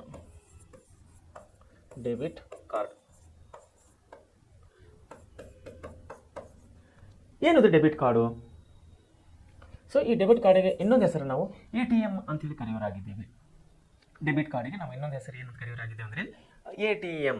ಅಂದರೆ ಕೆಲವೊಬ್ಬರು ಅದಕ್ಕೆ ಬೇರೆ ಬೇರೆ ಅಂತಾರೆ. ಕೆಲವೊಬ್ಬರು ಆಲ್ ಟೈಮ್ ಮನಿ ಅಂತಾರೆ, ATM ಮಷಿನ್ ಅಂತಾರೆ, ಆಲ್ ಟೈಮ್ ಮಷಿನ್ ಏನೋ ಕರೀತಾರೆ. ಅದರ ಲಾಂಗ್ ಫಾರ್ಮ್, ನಿಜವಾದ ಲಾಂಗ್ ಫಾರ್ಮ್ ನಾನು ಮರ್ತೋಗಿನಿ. ನೆಕ್ಸ್ಟ್ ನಿಮ್ಮ ಕ್ಲಾಸ್ನಲ್ಲಿ ಹೇಳ್ತೀನಿ. ATM ಅಂದರೆ ಸಾಮಾನ್ಯವಾಗಿ ತಿಳ್ಕೊಂಡೆ ಆಲ್ ಟೈಮ್ ಮನಿ ಅಂದರೆ 24 hours ಎನಿ ಟೈಮ್ ನೀವು ಹೋದಾಗ ನಿಮ್ಗೆ ದುಡ್ಡು ಸಿಗ್ತದೆ. ಅದಕ್ಕೆ ದುಡ್ಡು ಸಿಗಬೇಕಾದ್ರೆ ಒಂದು ಕಾರ್ಡನ್ನು ಕೊಟ್ಟಿರ್ತಾರೆ. ಒಂದು ಡ್ರೈವಿಂಗ್ ಲೈಸೆನ್ಸ್ ಟೈಪ್ ಚಿಕ್ಕದಾದಂಥ ಒಂದು ID ಕಾರ್ಡ್ ಬರ್ತಲ್ಲ, ಸೇಮ್ ID ಕಾರ್ಡ್ ಟೈಪ್ ಇರ್ತದೆ. ಅದರಲ್ಲಿ ಬ್ಯಾಂಕ್ನ ಹೆಸರು, ಬ್ಯಾಂಕ್ ಕಾರ್ಡ್ ನಂಬರ್ಸ್, ಅದಕ್ಕೆ ಸೇಫ್ ಲಾಕರು, ಪಿನ್, ಅದಕ್ಕೂ ಕೂಡ ಗೌಪ್ಯತೆಯ 4 ಅಂಕಿನ ಒಂದು ಲಾಕ್ ಇರ್ತದೆ. 4 digits ಲಾಕ್. ನಾವು ಮೊಬೈಲ್ ಸ್ಕ್ರೀನ್ ಹೆಂಗೆ ಲಾಕ್ ತೆಗಿತಲ್ಲ ಆ ಟೈಪ್ ಅದು ಕೂಡ ಲಾಕ್ ಇರ್ತದೆ.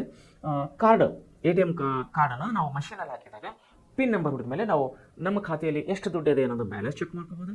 ಲಾಸ್ಟ್ 10 ಟ್ರಾನ್ಸಾಕ್ಷನ್ ಸ್ಟೇಟ್ಮೆಂಟ್ ತೊಗೋಬೋದು. ಆಮೇಲೆ ಫಂಡ್ ಟ್ರಾನ್ಸ್ಫರ್, ನಾವು ಆ ಖಾತೆಯಿಂದ ಇನ್ನೊಬ್ಬರಿಗೆ ನಾವು ಅಮೌಂಟನ್ನು ಟ್ರಾನ್ಸ್ಫರ್ ಮಾಡ್ಬೋದು. ನಮ್ಮ ATM ಕಾರ್ಡ್ ಸೇಮಿಗೆ ಡಿಪಾಸಿಟ್ ಮಷಿನ್ ಕೂಡ ಬಂದಿದ್ದೇವೆ. ಸೊ ಸೆಲೆಕ್ಟೆಡ್ ಬ್ಯಾಂಕ್ಸ್, ಎಲ್ಲ ಬ್ಯಾಂಕ್ಗಳದಿಲ್ಲ, ಸೆಲೆಕ್ಟೆಡ್ ಬ್ಯಾಂಕ್ಸ್, ಉದಾಹರಣೆಗೆ state bank of India, Canara bank, ಕೆಲವೊಂದು ಡಿಪಾಸಿಟ್ ಮಷಿನ್ ಕೂಡ ಬಂದಿದೆ. ಸೊ ಜಾಬ್ನಲ್ಲಿದ್ದಂಥ ದುಡ್ಡನ್ನು ರಾತ್ರಿ 12 ಗಂಟೆಗೂ ಕೂಡ ನಾವು ಡಿಪಾಸಿಟ್ ಮಾಡ್ಬೋದು. ಅಮೌಂಟ್ನಲ್ಲೂ ದುಡ್ಡು ಕೂಡ 12 ಗಂಟೆ, ರಾತ್ರಿ 12 ಗಂಟೆ 2 ಗಂಟೆಗೆ ದುಡ್ಡನ್ನು ತಕ್ಕೋಬೋದು. ನಮ್ಮ ಖಾತೆಗೆ ದುಡ್ಡು ಹಾಕ್ಬೋದು, ದುಡ್ಡು ತಕ್ಕೋಬೋದು. ಇದನ್ನು ಡೆಬಿಟ್ ಕಾರ್ಡ್ ಸಿಸ್ಟಮ್ ಅಂತಾರೆ. ಇದಕ್ಕೇನಂತಾರೆ ಡೆಬಿಟ್ ಕಾರ್ಡ್. ನಾವು ಆಡು ಭಾಷೆಯಲ್ಲಿ ಇದನ್ನು ATM ಅಂತ ಕರಿತೇವೆ, ATM ಕಾರ್ಡ್ ಅಂತೇಳಿ. ಸೊ ಈ ಕಾರ್ಡ್ ಬಳಸಿ ನಾವು ಯಾವುದೇ ಸಮಯದಲ್ಲಿ, ದಿನದ 24 ತಾಸಲ್ಲಿ ಯಾವುದೇ ಸಮಯದಲ್ಲಿ ನಾವು ಹಣವನ್ನು ನಮ್ಮ ಖಾತೆಗೆ ಜಮಾ ಮಾಡ್ಬೋದು. ನಮ್ಮ ಖಾತೆಯಲ್ಲಿದ್ದಂಥ ಹಣವನ್ನು ನಾವು ತೆಗೆಯಬಹುದು. ಸೊ ಇದನ್ನು ನಾವೇನಪ್ಪ ಅಂದರೆ ಈ ಸೇವೆ ಕೂಡ ಅಂದರೆ ATM ಸೇವೆ ಕೂಡ ಬ್ಯಾಂಕ್ನವರು ಸೇವೆ ಸಲ್ಲಿಸ್ತಾ ಇದ್ದಾರೆ. ಎಲ್ಲ ಬ್ಯಾಂಕವರು ಈಗ ATM ಕೊಡ್ತಾ ಇದ್ದಾರೆ. ಆಮೇಲೆ ಭರವಸೆ ಸೇವೆಗಳು ನೋಡಿರಿ, ಭರವಸೆ ಸೇವೆಗಳು. ಆಮೇಲೆ ಕೊನೆಯದಾಗಿ ಇನ್ನೊಂದು ಯಾವುದೇ ರೀ, ಸಹಿಗಳಿಗೆ ಜವಾಬ್ದಾರಿ ಹಾಕುವುದು. ಸಹಿಗಳಿಗೆ ಜವಾಬ್ದಾರಿ ಹಾಕುವುದು. ಸೊ ಭರವಸೆ ಸೇವೆಗಳು ಅಂದರೆ ನಾವು ಒಳ್ಳೆ ರೀತಿಯಲ್ಲಿ ಬ್ಯಾಂಕ್ ನೋಡಿ ಜೊತೆ ವ್ಯವಹಾರ ಮಾಡಿದಾಗ, ಬ್ಯಾಂಕ್ ನೋಡಿ ಜೊತೆ ನಾವು ಒಳ್ಳೆ ಸಂಬಂಧ ಇಟ್ಟುಕೊಂಡಾಗ ಅವರು ಒಳ್ಳೆ ಭರವಸೆಗಳನ್ನು ನಮಗೆ ಕೊಡೋರಾಗಿದ್ದಾರೆ. ಅಂದರೆ ನಮ್ಮ ಆಪತ್ಕಾಲದಲ್ಲಿ, ನಾವು ಕಷ್ಟ ಕಾಲದಲ್ಲಿದ್ದಾಗ ನಮಗೆ ಸಾಲ ಕೊಡೋರಾಗಿದ್ದಾರೆ. ಹಾಗೂ ಭರವಸೆ ಅಂದರೆ ಹೊಲ ಖರೀದಿಗಾಗಿ, ಬಾವಿ ಖರೀದಿಗಾಗಿ, ಹೊಲದಲ್ಲಿ ಬೋರ್ ಹಾಕಲಿಕ್ಕೆ, ನೀರಾವರಿಗಾಗಿ ಪೈಪ್ಲೈನ್ಸ್ ಆಯಿತು, ಪಂಪ್ ಸೆಟ್ ಆಯಿತು, ಡ್ರಿಪ್ ಸೆಟ್ ಆಯಿತು, 10 ಹಲವು ನಮಗೆ ಸಹಾಯವನ್ನು ಮಾಡೋರಾಗಿದ್ದಾರೆ ಬ್ಯಾಂಕು. ಸೊ ಇದನ್ನೆಲ್ಲ ನಾವು ಭರವಸೆ ಸೇವೆಗಳಂತ ಕರಿತೇವೆ. ಯಾಕಂದರೆ ನಮಗೆ ಕೊಡ್ತಾರೆ, ಬ್ಯಾಂಕಿಗೆ ಹೋದರೆ ನಮಗೆ ಬೋರ್ ಹಾಕ್ಲಿಕ್ಕೆ ಹಣ ಕೊಡ್ತಾರೆ, ನಮಗೆ ಹೊಲಕ್ಕೆ ಬಾವಿ ಹಾಕ್ಲಿಕ್ಕೆ ದುಡ್ಡು ಕೊಡ್ತಾರೆ, ನಮ್ಮ ಹೊಲಕ್ಕೆ ಟ್ರ್ಯಾಕ್ಟರ್ ಖರೀದಿ ಮಾಡೋಕ್ಕೆ ದುಡ್ಡು ಕೊಡ್ತಾರೆ, ನಮ್ಮ ಬಿಸ್ನೆಸ್ಗೆ ಸ್ಟಾಕ್ ಹಾಕಲಿಕ್ಕೆ ಸಾಮಾನು ಖರೀದಿಗಾಗಿ ಅವ್ರು ಮಾಲನ್ನು ಕೊಡ್ತಾರೆ, ನಮ್ಮ ಫ್ಯಾಕ್ಟ್ರಿಗೆ ಮಷೀನ್ ಖರೀದಿಗಾಗಿ ಅವರು ದುಡ್ಡು ಕೊಡ್ತಾರೆ. ಸೊ 10 ಹಲವು ಸೇವೆ ಭರವಸೆಗಳನ್ನು ಅವರು ನಮ್ಮನ್ನು ಕೊಡೋರಾಗಿದ್ದಾರೆ ಬ್ಯಾಂಕ್ನವರು. ಅದೇ ರೀತಿ ಸಹಿಗಳಿಗೆ ಜವಾಬ್ದಾರಿ ಹಾಕೋದು. ನೋಡಿ, ನಾವೇನು ಸಿಗ್ನೇಚರ್ ಮಾಡಿದ್ವಲ್ಲ ಅದಕ್ಕೆ ಅಥೆಂಟಿಕ್ ಮಾಡ್ತಾರೆ, ನಮ್ಮ ಸಿಗ್ನೇಚರ್ಗೆ ಅಥೆಂಟಿಕ್ ಮಾಡ್ತಾರೆ. ಉದಾಹರಣೆಗೆ ನಾನು ಸಹಿ ಮಾಡಿದಂಥ ಸಹಿ ಮೇಲೆ ನನ್ನ ತಮ್ಮನು ಹೋಗಿ ದುಡ್ಡು ತರಲಿಕ್ಕೆ ಆಗೋದಿಲ್ಲ.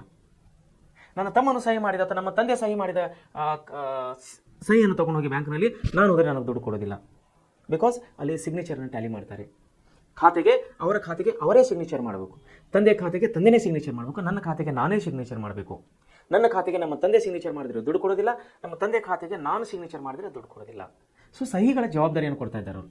ಸಿಗ್ನೇಚರ್, ಅಥೆಂಟಿಕ್ ಸಿಗ್ನೇಚರ್ಗಳಿಗೆ ಪ್ರೊಟೆಕ್ಷನನ್ನು ಕೊಡ್ತಾ ಇದ್ದಾರೆ ಅವರು, ಗ್ಯಾರಂಟಿ ಕೊಡ್ತಾ ಇದ್ದಾರೆ, ಭರವಸೆ ಕೊಡ್ತಾ ಇದ್ದಾರೆ, ಜವಾಬ್ದಾರಿ ಕೊಡ್ತಾ ಇದ್ದಾರೆ. ಸೊ ಈ ರೀತಿ 10 ಹಲವು ಕೆಲಸಗಳನ್ನು ಯಾರು ಬ್ಯಾಂಕ್ನವರು ಬ್ಯಾಂಕ್ಗಳು ಈ ರೀತಿ 10 ಹಲವು ಸೇವೆಗಳನ್ನು ಕೊಡ್ತಾ ಇದ್ದಾರೆ ಅವರ ಗ್ರಾಹಕರಿಗೆ. ಆಮೇಲೆ ಬ್ಯಾಂಕಿಂಗ್ ಮತ್ತು ವ್ಯವಹಾರ ನೋಡಿ, ಬ್ಯಾಂಕಿಂಗ್ ಮತ್ತು ವ್ಯವಹಾರ.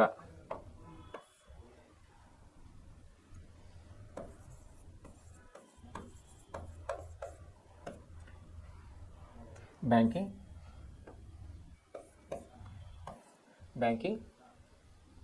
ಮತ್ತು ವ್ಯವಹಾರ. ಬ್ಯಾಂಕಿಂಗ್ ವ್ಯವಹಾರ ಏನಿದು? ಬ್ಯಾಂಕಿಂಗ್ ವ್ಯವಹಾರ ಬ್ಯಾಂಕುಗಳು ಮತ್ತು ಅಂಚೆ ಕಚೇರಿಗಳು. ನೋಡಿ, ಬ್ಯಾಂಕುಗಳು ಮತ್ತು ಅಂಚೆ ಕಚೇರಿಗಳು. ಅಂಚೆ ಕಚೇರಿಗಳು ಏನ್ರಿ? ಅಂಚೆ ಕಚೇರಿಗಳು ತಮಗೆ ಗೊತ್ತಿದ್ದ ವಿಷಯ. ಅಂಚೆ ಕಚೇರಿ ಅಂದರೆ ನಾವು ಪೋಸ್ಟ್ ಆಫೀಸ್ ಅಂತ ಹೇಳಿ ಕರೆಯೋರಾಗಿದ್ದೇವೆ.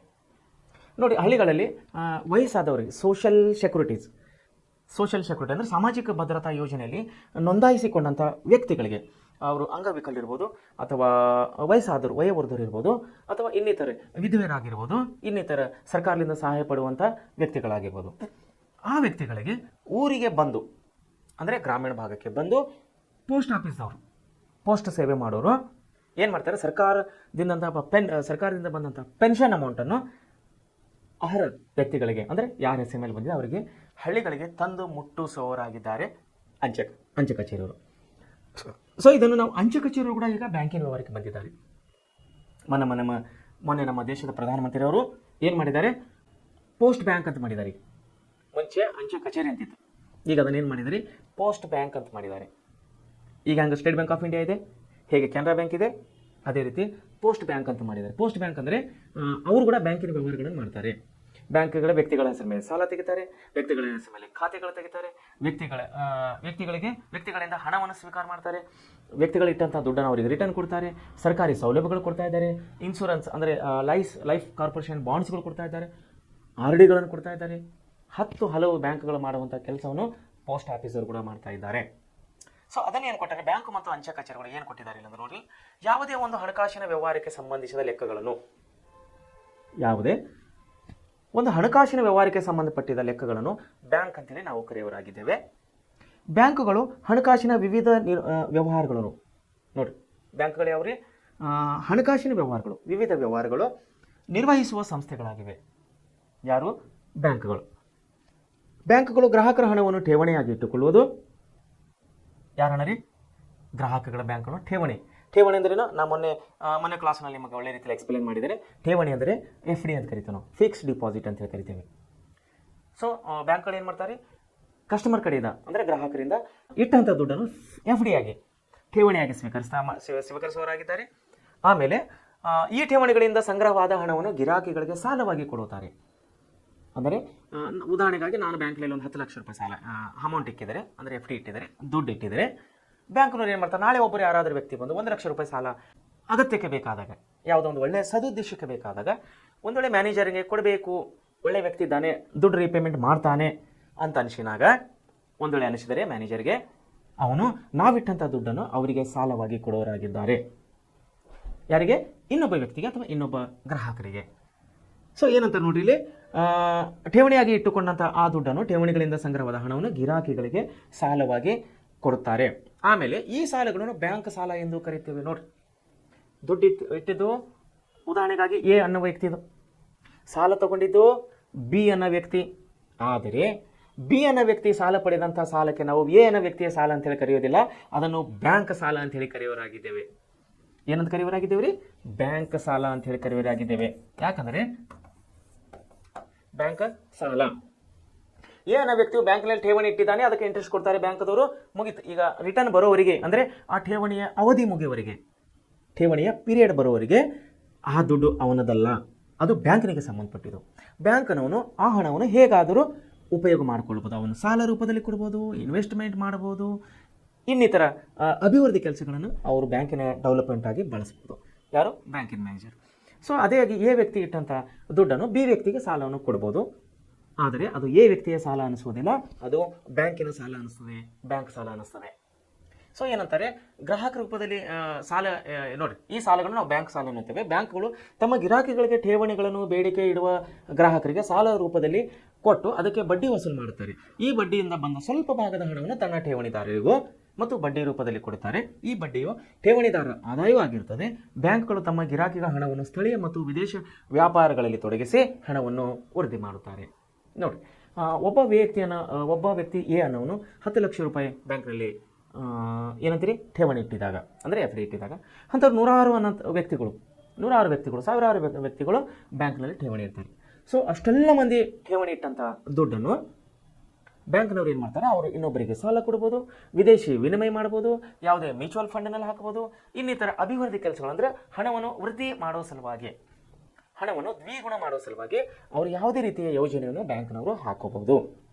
ಆಮೇಲೆ ಬಂದಂತಹ ಬಡ್ಡಿ, ಅಂದರೆ ಎ ವ್ಯಕ್ತಿ ಕಡೆಯಿಂದ ಇಟ್ಟಂಥ ದುಡ್ಡನ್ನು, ಹಣವನ್ನು ಬಿ ವ್ಯಕ್ತಿಗೆ ಸಾಲವಾಗಿ ಕೊಟ್ಟಾಗ ಸಾಲದಿಂದ ಬಂದಂಥ ಹಣವನ್ನು ಅವ್ರು ಏನು ಮಾಡ್ತಾರೆ, ಅದರಲ್ಲಿ ಸ್ವಲ್ಪ ಪ್ರಮಾಣ ಠೇವಣಿ ಇಟ್ಟಂಥ ವ್ಯಕ್ತಿಗೆ, ಉಳಿದಂಥ ಪ್ರಮಾಣವನ್ನು ಬ್ಯಾಂಕಿನ ಡೆವಲಪ್ಮೆಂಟ್ಗೆ, ಅಂದರೆ ಬ್ಯಾಂಕಿಗಾಗಿ, ಅಂದರೆ ಬ್ಯಾಂಕಿನ ಅಭಿವೃದ್ಧಿಗಾಗಿ, ಇನ್ನೂ ಹೆಚ್ಚಿನ ಸಾಲಕ್ಕಾಗಿ, ಆಮೇಲೆ ಬ್ಯಾಂಕಿನ ಖರ್ಚಿಗಾಗಿ, ಬ್ಯಾಂಕರ್ಸ್ ಅಂದರೆ ಸ್ಟಾಫ್ಗಳ ಸ್ಯಾಲ್ರಿ ಆಯಿತು, ಬಾಡಿಗೆ ಆಯಿತು, ಕರೆಂಟ್ ಬಿಲ್ಲು, ಎಲ್ಲ ಖರ್ಚುಗಳಿಗಾಗಿ ಬಂದಂಥ ಬಡ್ಡಿಯಲ್ಲಿ ಬಳಸ್ತಾರೆ. ಆದರೆ ಬಿ ಅನ್ನೋ ವ್ಯಕ್ತಿಗೂ ತೆಗೆದುಕೊಂಡ ಸಾಲವನ್ನು ಎ ಆ ವ್ಯಕ್ತಿಯ ಸಾಲ ಅನ್ನೋದಿಲ್ಲ, ಅದನ್ನು ಬ್ಯಾಂಕ್ ಸಾಲ ಅಂತೇಳಿ ಕರೆಯೋರಾಗಿದ್ದೇವೆ. ಭಾರತದಲ್ಲಿ ಬ್ಯಾಂಕುಗಳ ಎಲ್ಲ ಚಟುವಟಿಕೆಗಳು ರಿಸರ್ವ್ ಬ್ಯಾಂಕ್ನ ಹತೋಟಿಯಲ್ಲಿರುತ್ತದೆ. ನೋಡಿ, ಬ್ಯಾಂಕಿನಲ್ಲಿ ಎಲ್ಲ ಚಟುವಟಿಕೆಗಳು, ಬ್ಯಾಂಕ್ಗಳು ಮಾಡುವಂಥ ಎಲ್ಲ ಚಟುವಟಿಕೆಗಳಿಗೆ ಬ್ಯಾಂಕ್ಗಳಿಗೆ ಸಂಬಂಧಪಟ್ಟಿದ್ದಿಲ್ಲ. ಬ್ಯಾಂಕ್ಗಳು ತಾವಾಗಿ ಅವರ ಮನಸ್ಸಿನಿಂದ ಮಾಡಲಿಕ್ಕೆ ಅವ್ರಿಗೆ ಬರೋದಿಲ್ಲ. ಅವ್ರು ಯಾರ ಹತೋಟಿಯಲ್ಲಿ ಇರ್ತಾರೆ ಅಂದರೆ ರಿಸರ್ವ್ ಬ್ಯಾಂಕ್ ಆಫ್ ಇಂಡಿಯಾ, ಅಂದರೆ RBI ಅಂತೇಳಿ ನಾವು ಕರೆಯೋರಾಗಿದ್ದೇವೆ. RBI ಅಂದರೆ ಇದನ್ನು ರಿಸರ್ವ್ ಬ್ಯಾಂಕ್ ಆಫ್ ಇಂಡಿಯಾ. ಈ ರಿಸರ್ವ್ ಬ್ಯಾಂಕ್ ಆಫ್ ಇಂಡಿಯಾದ ಹತೋಟಿಯಲ್ಲಿ ಬ್ಯಾಂಕರ್ಸ್ ಅವರು ಕೆಲಸ ಮಾಡ್ತಾರೆ. ರೂಲ್ಸ್ ಆ್ಯಂಡ್ ರೆಗ್ಯುಲೇಷನ್ಸ್ ಅಂದರೆ ನೀತಿ ಮತ್ತು ನಿಯಮಗಳನ್ನು ಯಾರು ರೂಪ ಮಾಡೋರಾಗಿದ್ದಾರೆ, ಇಲ್ಲಿ ರಿಸರ್ವ್ ಬ್ಯಾಂಕ್ದವ್ರು ಮಾಡುವವರಾಗಿದ್ದಾರೆ, ಬ್ಯಾಂಕ್ RBI ಅಂತ ಕರಿತೇವೆ. ಸೊ ಈ RBI ಅನ್ನೋರು ಕೊಟ್ಟಂತಹ ಗೈಡ್ಲೈನ್ಸ್ ಪ್ರಕಾರ, RBI ಅನ್ನೋರು ಕೊಟ್ಟಂತಹ ನೀತಿ ಮತ್ತು ನಿಯಮಗಳ ಪ್ರಕಾರ ಬ್ಯಾಂಕ್ಗಳು ಇಲ್ಲಿ ಸಾಮಾನ್ಯರಿಗೆ, ಅಂದರೆ ಸಾರ್ವಜನಿಕರ ಸೇವೆಯನ್ನು ಸಲ್ಲಿಸಬೇಕಾಗುತ್ತದೆ. ಸೊ ಸಾರ್ವಜನಿಕ ಸೇವೆಯನ್ನು ಸಲ್ಲಿಸುವಾಗ ಬ್ಯಾಂಕರ್ಸ್ ಯಾರ ಹತೋಟಿಯಲ್ಲಿ ಇರ್ತಾರೆ, ಇಲ್ಲಿ RBI ಅಂದರೆ ರಿಸರ್ವ್ ಬ್ಯಾಂಕ್ನ ಹತೋಟಿಯಲ್ಲಿ ಇರ್ತಾರೆ. ಅದಕ್ಕಾಗಿ ಮುಂದೆ ಏನಂತಾರೆ ಅಂದರೆ, ನೋಡ್ರಿ, ಭಾರತದಲ್ಲಿ ಬ್ಯಾಂಕ್ಗಳು ಎಲ್ಲ ಚಟುವಟಿಕೆಗಳು, ಬ್ಯಾಂಕಿನ ಎಲ್ಲ ಚಟುವಟಿಕೆಗಳು, ಯಾವುದೇ ಒಂದು ಚಟುವಟಿಕೆ ಹೀಗಿಲ್ಲ RBI ಗೈಡ್ಲೈನ್ಸ್ ಬಿಟ್ಟು ಮಾಡೋಕ್ಕೆ ಅವರಿಗೆ ಬರೋದಿಲ್ಲ. ಎಲ್ಲ ಒಂದು RBI ಅಂಡರ್ನಲ್ಲಿ ರೂಲ್ಸ್ ರೆಗ್ಯುಲೇಷನ್ನಲ್ಲಿ ಬ್ಯಾಂಕ್ನವರು ಕೆಲಸ ಮಾಡಬೇಕಾಗ್ತದೆ. ಸೊ ಏನಾಗ್ತದೆ ಅಂದರೆ, ಇಲ್ಲಿ ರಿಸರ್ವ್ ಬ್ಯಾಂಕನ್ನು ಬ್ಯಾಂಕ್ಗಳ ಬ್ಯಾಂಕು ಅಥವಾ ಬ್ಯಾಂಕ್ಗಳ ತಾಯಿ ಅಂತೇಳಿ ನಾವು ಕರೆಯೋರಾಗಿದ್ದೇವೆ. ನೋಡಿ, ರಿಸರ್ವ್ ಬ್ಯಾಂಕಿಗೆ ನಾವು ಏನು ಕರೆಯೋರಾಗಿದ್ದೇವೆ, ಬ್ಯಾಂಕುಗಳ ಬ್ಯಾಂಕು. ಜಿಲ್ಲಾ ಮಟ್ಟದಲ್ಲಿ ನಾವು ನಾರ್ಮಲ್ ಬ್ಯಾಂಕ್ಗಳಾದಮೇಲೆ, ಸಾಮಾನ್ಯ ಬ್ಯಾಂಕ್ಗಳಾದಮೇಲೆ ನಾವು ಲೀಡ್ ಬ್ಯಾಂಕ್ ಅಂತೇಳಿ ಕರಿತೀವಿ. ಅಂದರೆ ಒಂದು ಜಿಲ್ಲೆಗೆ ಒಂದು ಇರ್ತದೆ, ಅಂದರೆ ಆ ಜಿಲ್ಲೆಗೆ ಮುಖ್ಯದಾದಂಥ ಬ್ಯಾಂಕು, ಆ ಜಿಲ್ಲೆಯಲ್ಲಿ ದೊಡ್ಡದಾದಂಥ ಬ್ಯಾಂಕು. ಇವ್ರು ಯಾರು ಅಂಡರ್ ಇರ್ತಾರೆ, ಲೀಡ್ ಬ್ಯಾಂಕು, ಇವರು ಕೂಡ RBI ಅಂಡರ್ನಲ್ಲಿ ಇರ್ತಾರೆ. ಇವರು ಕೂಡ ರಿಸರ್ವ್ ಬ್ಯಾಂಕ್ನ ಅಂಡರ್ನಲ್ಲಿ ವರ್ಕ್ ಮಾಡ್ತಾರೆ. ನೀತಿ ನಿಯಮ RBI ನೀತಿ ನಿಯಮಗಳ ಪ್ರಕಾರ ಕೆಲಸ ಮಾಡ್ತಾರೆ. ಆದರೆ ಒಂದು ಜಿಲ್ಲೆಗೆ ಒಂದು ದೊಡ್ಡ ಬ್ಯಾಂಕ್, ಒಂದು ಜಿಲ್ಲೆಗೆ ಒಂದು ಮುಖ್ಯ ಬ್ಯಾಂಕ್ ಅಂತೇಳಿ lead bank, district lead bank ಅಂತೇಳಿ ಈಗ ಮಾಡಿದ್ದಾರೆ. ಪ್ರತಿಯೊಂದು ಜಿಲ್ಲೆಯಲ್ಲಿ ನಾವು ಲೀಡ್ ಬ್ಯಾಂಕ್ ಕಾರಣವರಾಗಿದ್ದೇವೆ. ಸೊ ಅದಕ್ಕಾಗಿ ಇಲ್ಲಿ ಏನು ಮಾಡ್ತಾ ಇದ್ದಾರೆ, RBI ಅಂದರೆ ರಿಸರ್ವ್ ಬ್ಯಾಂಕ್ಗೆ ನಾವು ಬ್ಯಾಂಕ್ಗಳ ಬ್ಯಾಂಕು ಅಥವಾ ಬ್ಯಾಂಕ್ಗಳ ತಾಯಿ ಅಂತೇಳಿ ನಾವಿಲ್ಲಿ ಕರೆಯೋರಾಗಿದ್ದೇವೆ. ಬ್ಯಾಂಕ್ಗಳ ತಾಯಿ ಅಂದರೆ ಆ ತಾಯಿ ಹೇಳಿದ ಹಾಗೆ ಆ ತಾಯಿಯ ಅಂಡರ್ನಲ್ಲಿ ಉಳಿದಂಥ ಬ್ಯಾಂಕ್ಗಳು ಇವರು ಕೆಲಸ ಮಾಡಬೇಕಾಗುತ್ತದೆ. ರಿಸರ್ವ್ ಬ್ಯಾಂಕು ದೇಶದ ಕೇಂದ್ರ ಬ್ಯಾಂಕ್ ಆಗಿದೆ. ನೋಡಿ, RBI ಏನಾಗಿದೆ, ರಿಸರ್ವ್ ಬ್ಯಾಂಕು ದೇಶದ ಕೇಂದ್ರ bank, central bank of India ಅಂತೇಳಿ ಕರಿತೀವಿ ನಾವು. ಅಂದರೆ ನಮ್ಮ ದೇಶದ ಕೇಂದ್ರ bank, centre, not A centre bank of India. So ಹೀಗಾಗಿ ಅದನ್ನು ನಾವು ಕೇಂದ್ರ ಬ್ಯಾಂಕ್ ಅಂತ ಹೇಳಿ ಕರೆಯೋರಾಗಿದ್ದೇವೆ. ಇದು ಹಣಕಾಸಿನ ಕಾರ್ಯ ಮತ್ತು ನೀತಿಯನ್ನು ನಿರೂಪಿಸುತ್ತದೆ. ಯಾರ್ರಿ? RBI ದವರು. ರಿಸರ್ವ್ ಬ್ಯಾಂಕ್ ಅವರು ಏನು ಮಾಡ್ತಾ ಇದ್ದಾರೆ ಇಲ್ಲಿ, ಹಣಕಾಸಿನ ಕಾರ್ಯ, ಹಣಕಾಸು ಯಾವ ರೀತಿ ಕಾರ್ಯನ ಮಾಡಬೇಕು ಮತ್ತು ನೀತಿ, ಯಾವ ನೀತಿಗಳನ್ನು ಅನುಸರಿಸಬೇಕು ಬ್ಯಾಂಕ್ಗಳು ಅನ್ನೋದಿಲ್ಲ. ಯಾರು ಮಾಡ್ತಾರೆ ಇದು ನೀತಿ ನಿಯಮಗಳು ಮಾಡೋರು? ರಿಸರ್ವ್ ಬ್ಯಾಂಕ್ದವರು ಅಥವಾ RBI ದವರು. ಆಮೇಲೆ ಈ ಕಾರ್ಯನೀತಿಯನ್ನು ಎಲ್ಲ ಬ್ಯಾಂಕ್ಗಳು ಪಾಲಿಸಬೇಕಾಗುತ್ತದೆ. ಎಲ್ಲ ಬ್ಯಾಂಕ್ಗಳು ರಿಸರ್ವ್ ಬ್ಯಾಂಕ್ನ ನೀತಿ ಮತ್ತು ನಿಯಮಗಳನ್ನು ಅವರು ಪಾಲನೆ ಮಾಡಬೇಕಾಗುತ್ತದೆ. ಈಗ ನಮ್ಮಲ್ಲಿ ಸ್ಟೇಟ್ ಬ್ಯಾಂಕ್ ಆಫ್ ಸಮೂಹಗಳು ಅಂತಿದೆ. ಸಮೂಹಗಳಂದರೆ ಗ್ರೂಪ್ಸ್ ಆಫ್ ಸ್ಟೇಟ್ ಬ್ಯಾಂಕ್ ಅಂತ ಕರಿತೀವಿ ನಾವು. ಇದಕ್ಕೆ ಮುಖ್ಯವಾಗಿ ಸ್ಟೇಟ್ ಬ್ಯಾಂಕ್ ಆಫ್ ಇಂಡಿಯಾ ಮುಖ್ಯವಾಗಿರ್ತದೆ. ಉಳಿದಂಥ state bank of Maharashtra, state bank of Mysore, state bank of Baroda, state bank of Hyderabad, ಇನ್ನಿತರ ಎಲ್ಲ ಸ್ಟೇಟ್ ಬ್ಯಾಂಕ್ಗಳಿಗೆ ಸ್ಟೇಟ್ ಬ್ಯಾಂಕ್ ಆಫ್ ಇಂಡಿಯಾ ಅದು ಮುಖ್ಯವಾಗಿರ್ತದೆ. ಆಮೇಲೆ ಸಮೂಹಗಳಂತ ಕರಿತೇವೆ ಅದಕ್ಕೆ, ಅಂದರೆ ಟೀಮ್ ಅಂತೇಳಿ ಕರೆಯೋರಾಗಿದ್ದೇವೆ. 12 ರಾಷ್ಟ್ರೀಕೃತ ಬ್ಯಾಂಕುಗಳು. ಎಷ್ಟ್ರಿ? 12 ರಾಷ್ಟ್ರೀಕೃತ ಬ್ಯಾಂಕುಗಳು ಮತ್ತು 21 ಖಾಸಗಿ ಬ್ಯಾಂಕುಗಳು ಇವೆ. ಒಟ್ಟು ಎಷ್ಟು ಬ್ಯಾಂಕ್ ಇವೆ ರೀ? 12 ರಾಷ್ಟ್ರೀಕೃತ ಬ್ಯಾಂಕು ಅಂದರೆ ನ್ಯಾಷನಲ್ ಬ್ಯಾಂಕ್ಸ್ ಅಂತ ಕರಿತೀವಿ ನಾವು. ಆಮೇಲೆ 21 ಖಾಸಗಿ ಬ್ಯಾಂಕ್ಗಳಿವೆ. ಖಾಸಗಿ ಬ್ಯಾಂಕ್ ಅಂದರೆ ಯಾರು? HDFC bank, ICICI bank, IDBI bank, IndusInd bank, ಹೀಗೆ ಇನ್ನಿತರ ಬ್ಯಾಂಕ್ಗಳನ್ನು ನಾವು ಖಾಸಗಿ ಬ್ಯಾಂಕ್ಗಳಂತ ಕರಿತೀವಿ. ಆದರೆ state bank of India, Canara bank, corporation bank, union bank, ಇವೆಲ್ಲ ಬ್ಯಾಂಕ್ಗಳನ್ನು ನಾವು ಕೇಂದ್ರ ಸರ್ಕಾರದ ಬ್ಯಾಂಕ್ ಅಂದರೆ ಸರ್ಕಾರದ ಅಧೀನದಲ್ಲಿ ಬರುವಂಥ ಬ್ಯಾಂಕ್ಗಳು ಅಥವಾ ಸರ್ಕಾರಿ ಬ್ಯಾಂಕ್ಗಳು. ಸೊ ಹೀಗಾಗಿ 12 ರಾಷ್ಟ್ರೀಕೃತ ಬ್ಯಾಂಕ್ಗಳಿವೆ. ರಾಷ್ಟ್ರೀಕೃತ ಬ್ಯಾಂಕ್ಗಳು ಅಂದರೆ ಸರ್ಕಾರಕ್ಕೆ ಸಂಬಂಧಪಟ್ಟಂಥ ಬ್ಯಾಂಕ್ಗಳು. 21 ಖಾಸಗಿ ಬ್ಯಾಂಕ್ಗಳಿವೆ ನಮ್ಮ ದೇಶದಲ್ಲಿ. 46 ವಿದೇಶಿ ಬ್ಯಾಂಕ್ಗಳು ಇದ್ದೇವೆ. ನೋಡಿರಿ, ಫಾರಿನ್ ಬ್ಯಾಂಕ್ಸ್ ಅಂತ ಕರಿತೀವಿ. ಅಂದರೆ ಬೇರೆ ದೇಶದವರು ಕೂಡ ನಮ್ಮ ದೇಶದಲ್ಲಿ ಬ್ಯಾಂಕನ್ನು ಪ್ರಾರಂಭ ಮಾಡಿದ್ದಾರೆ ಹಣಕಾಸಿನ ವ್ಯವಹಾರಕ್ಕಾಗಿ. ಅಂದರೆ ನಮ್ಮ ದೇಶದ ವಸ್ತುಗಳು ಬೇರೆ ದೇಶಕ್ಕೆ ಹೋಗುತ್ತವೆ, ಬೇರೆ ದೇಶದ ವಸ್ತುಗಳು ನಮ್ಮ ದೇಶಕ್ಕೆ ಬರುತ್ತವೆ. ಆಗ ಬರುವಾಗ ನಮ್ಮ ದೇಶದ ಹಣಗಳು ಬೇರೆ ದೇಶದಲ್ಲಿ ನಡೆಯೋದಿಲ್ಲ, ಬೇರೆ ದೇಶದ ಹಣಗಳು ನಮ್ಮ ದೇಶದಲ್ಲಿ ನಡೆಯೋದಿಲ್ಲ. ಸೊ ಅಂಥ ಒಂದು ಸಮಯದಲ್ಲಿ ವಿನಿಮಯ ಅಂತ ಕರಿತೀವಿ ನಾವು, ವಿದೇಶಿ ಹಣ ವಿನಿಮಯ. ಈ ಹಣ ವಿನಿಮಯಗಳು ಈ ವಿದೇಶಿ ಬ್ಯಾಂಕ್ಗಳು ಏನಿದೆಯಲ್ಲ, ಉದಾಹರಣೆಗೆ ಸಬೇರ್ ಬ್ಯಾಂಕ್, ಉದಾಹರಣೆಗೆ ನನಗೆ ಮಾಹಿತಿ ಇದ್ದಂಥ ವಿಷಯ ಹೇಳ್ತಾ ಇದ್ದೆ ನಿಮಗೆ. ಸಬೇರ್ ಬ್ಯಾಂಕ್ ಅನ್ನೋದು ಇದು ರಷ್ಯಾ ದೇಶದ ಬ್ಯಾಂಕು. ಇದು ಬೆಂಗಳೂರಿನಲ್ಲಿ ಒಂದು ಬ್ರಾಂಚ್ ಇದೆ. ಸೊ ರಷ್ಯಾ ದೇಶಕ್ಕೆ ನಾವು ಯಾವುದೇ ವಸ್ತುವನ್ನು ಖರೀದಿ ಮಾಡಿದಾಗ ನಾವು ರಷ್ಯಾ ದೇಶಕ್ಕೆ ರೂಪಾಯಿಯನ್ನು ಕಳಿಸ್ಲಾಕ್ ಬರೋದಿಲ್ಲ. ಅವರಿಗೆ ರೂಬೆಲ್ ಅನ್ನುವಂಥ, ಅಂದರೆ ಅವರ ಕರೆನ್ಸಿ, ಅವರ ದೇಶದ ಹಣ ಆದಂಥ ರೂಬಲನ್ನು ನಾವು ಕಳಿಸ್ಬೇಕಾದ್ರೆ ನಾವು ಸಬೇರ್ ಬ್ಯಾಂಕ್ನಲ್ಲಿ ಹೋದಾಗ, ಅಂದರೆ ಬೆಂಗಳೂರಿನಲ್ಲಿ ಇರುವಂಥ ರಷ್ಯಾ ಬ್ಯಾಂಕ್ ಆದಂಥ ಸಬೇರ್ ಬ್ಯಾಂಕಿಗೆ ಹೋದಾಗ ಅವ್ರು ಏನು ಮಾಡ್ತಾರೆ ಅಂದರೆ ನಮ್ಮ ಹಣ ಅಂದರೆ ರೂಪಾಯಿ ಹಣಗಳನ್ನು ತಗೊಂಡು ಅವ್ರು ಏನು ಮಾಡ್ತಾರೆ, ರೂಬೆಲ್ ಹಣವನ್ನು ಕೊಡ್ತಾರೆ. ಆ ಹಣವನ್ನು ನಾವು ಡೈರೆಕ್ಟಾಗಿ ನಾವು ವಿದೇಶದಲ್ಲಿ, ಅಂದರೆ ನಾವು ರಷ್ಯಾ ದೇಶದ ಮಾತಾಡುತ್ತಿರುವಾಗ ರಷ್ಯಾ ದೇಶಕ್ಕೆ ನಾವು ಯಾರಿಗೆ ಹಣವನ್ನು ಕಳಿಸಬೇಕು, ಎಷ್ಟವನ್ನು ಕಳಿಸಬೇಕು, ನಾವು ಡೈರೆಕ್ಟಾಗಿ ವಿದೇಶಿ ಬ್ಯಾಂಕ್ಗಳಿಂದ ಕಳಿಸ್ಬೋದು. ಸೊ ಇಂಥ ವಿದೇಶಿ ಬ್ಯಾಂಕ್ಗಳು ನಮ್ಮ ದೇಶದಲ್ಲಿ ಎಷ್ಟದವ್ರೆ? 46 ವಿದೇಶಿ ಬ್ಯಾಂಕ್ಗಳಿವೆ. ಇದರ ಜಾಲ ಸುಮಾರು 1,62,904 ಉಪಶಾಖೆಗಳಿಂದ ಕಾರ್ಯನಿರ್ವಹಿಸ್ತಾ ಇದ್ದೇವೆ. ಸೊ ಈ ಬ್ಯಾಂಕಿಂಗ್ ಜಾಲಗಳೇ ಏನಿದೆಯಲ್ಲ, ಎಲ್ಲ ಬ್ಯಾಂಕ್ಗಳು ಕೂತ್ಕೊಂಡು ನಮ್ಮ ದೇಶದಲ್ಲಿ ಎಷ್ಟಿದ್ದೇವೆ? 1,62,904 ಉಪಶಾಖೆಗಳು, ಅಂದರೆ ಸಬ್ ಬ್ರಾಂಚಸ್ ಅಂತೇಳಿ ನಾವು ಕರೆಯೋರಾಗಿದ್ದೇವೆ. ಗ್ರಾಮಾಂತರ ಅಲ್ಲದೆ ಬ್ಯಾಂಕ್ಗಳು, ಗ್ರಾಮಾಂತರ ಅಂದರೆ ರೂರಲ್ ಏರಿಯಾ, ಗ್ರಾಮೀಣ ಭಾಗದಲ್ಲಿ ಅಲ್ಲದೆ, ಮತ್ತು ರಾಜ್ಯ ಸರ್ಕಾರ ಹಾಗೂ ಖಾಸಗಿ ಸಹಕಾರಿ ಬ್ಯಾಂಕ್ಗಳು ಇವುಗಳಲ್ಲಿ ಸೇರಿವೆ. ಅಂದರೆ ಗ್ರಾಮೀಣ ಬ್ಯಾಂಕ್ಗಳೈತೆ. ಉದಾಹರಣೆಗೆ ಕೃಷ್ಣ ಗ್ರಾಮೀಣ ಬ್ಯಾಂಕ್, ಕರ್ನಾಟಕ ಪ್ರಗತಿ ಗ್ರಾಮೀಣ ಬ್ಯಾಂಕ್, ಕರ್ನಾಟಕ ವಿಕಾಸ್ ಗ್ರಾಮೀಣ ಬ್ಯಾಂಕ್. ಸೊ ಇವು ಗ್ರಾಮೀಣ ಬ್ಯಾಂಕ್ಗಳು. ಇಂತಹ ಅನೇಕ ಬ್ಯಾಂಕ್ಗಳು, ರಾಜ್ಯ ಸರ್ಕಾರ ಸಹಕಾರಿ ಬ್ಯಾಂಕ್ಗಳು ಇವೆಲ್ಲವನ್ನು ಸೇರಿ ಕರ್ನಾಟಕದಲ್ಲಿ ನಮ್ಮ ದೇಶದಲ್ಲಿ 1,62,904 ಬ್ಯಾಂಕ್ಗಳು ನಮ್ಮ ದೇಶದಲ್ಲಿ ಕಾರ್ಯವನ್ನು ನಿರ್ವಹಿಸ್ತವೆ. ಸೊ ಈ ರೀತಿ ಬ್ಯಾಂಕ್ಗಳ ನಾವು ಕಾರ್ಯಗಳನ್ನು ನೋಡ್ತಾ ಇದ್ದೀವಿ. ಈ ಕ್ಲಾಸ್ ಇವತ್ತಿಗೆ ಇಲ್ಲೇನೇ ನಿಲ್ಲಿಸೋಣ. ಉಳಿದಂಥ ವಿಷಯಗಳು ನಾವು ನಾಳೆ ಅಧ್ಯಾಯದಲ್ಲಿ, ಅಂದರೆ ನಾಳೆ ಸಮಯದಲ್ಲಿ ಓದುವರಾಗಿದ್ದೇವೆ. ನಮಸ್ಕಾರಗಳು.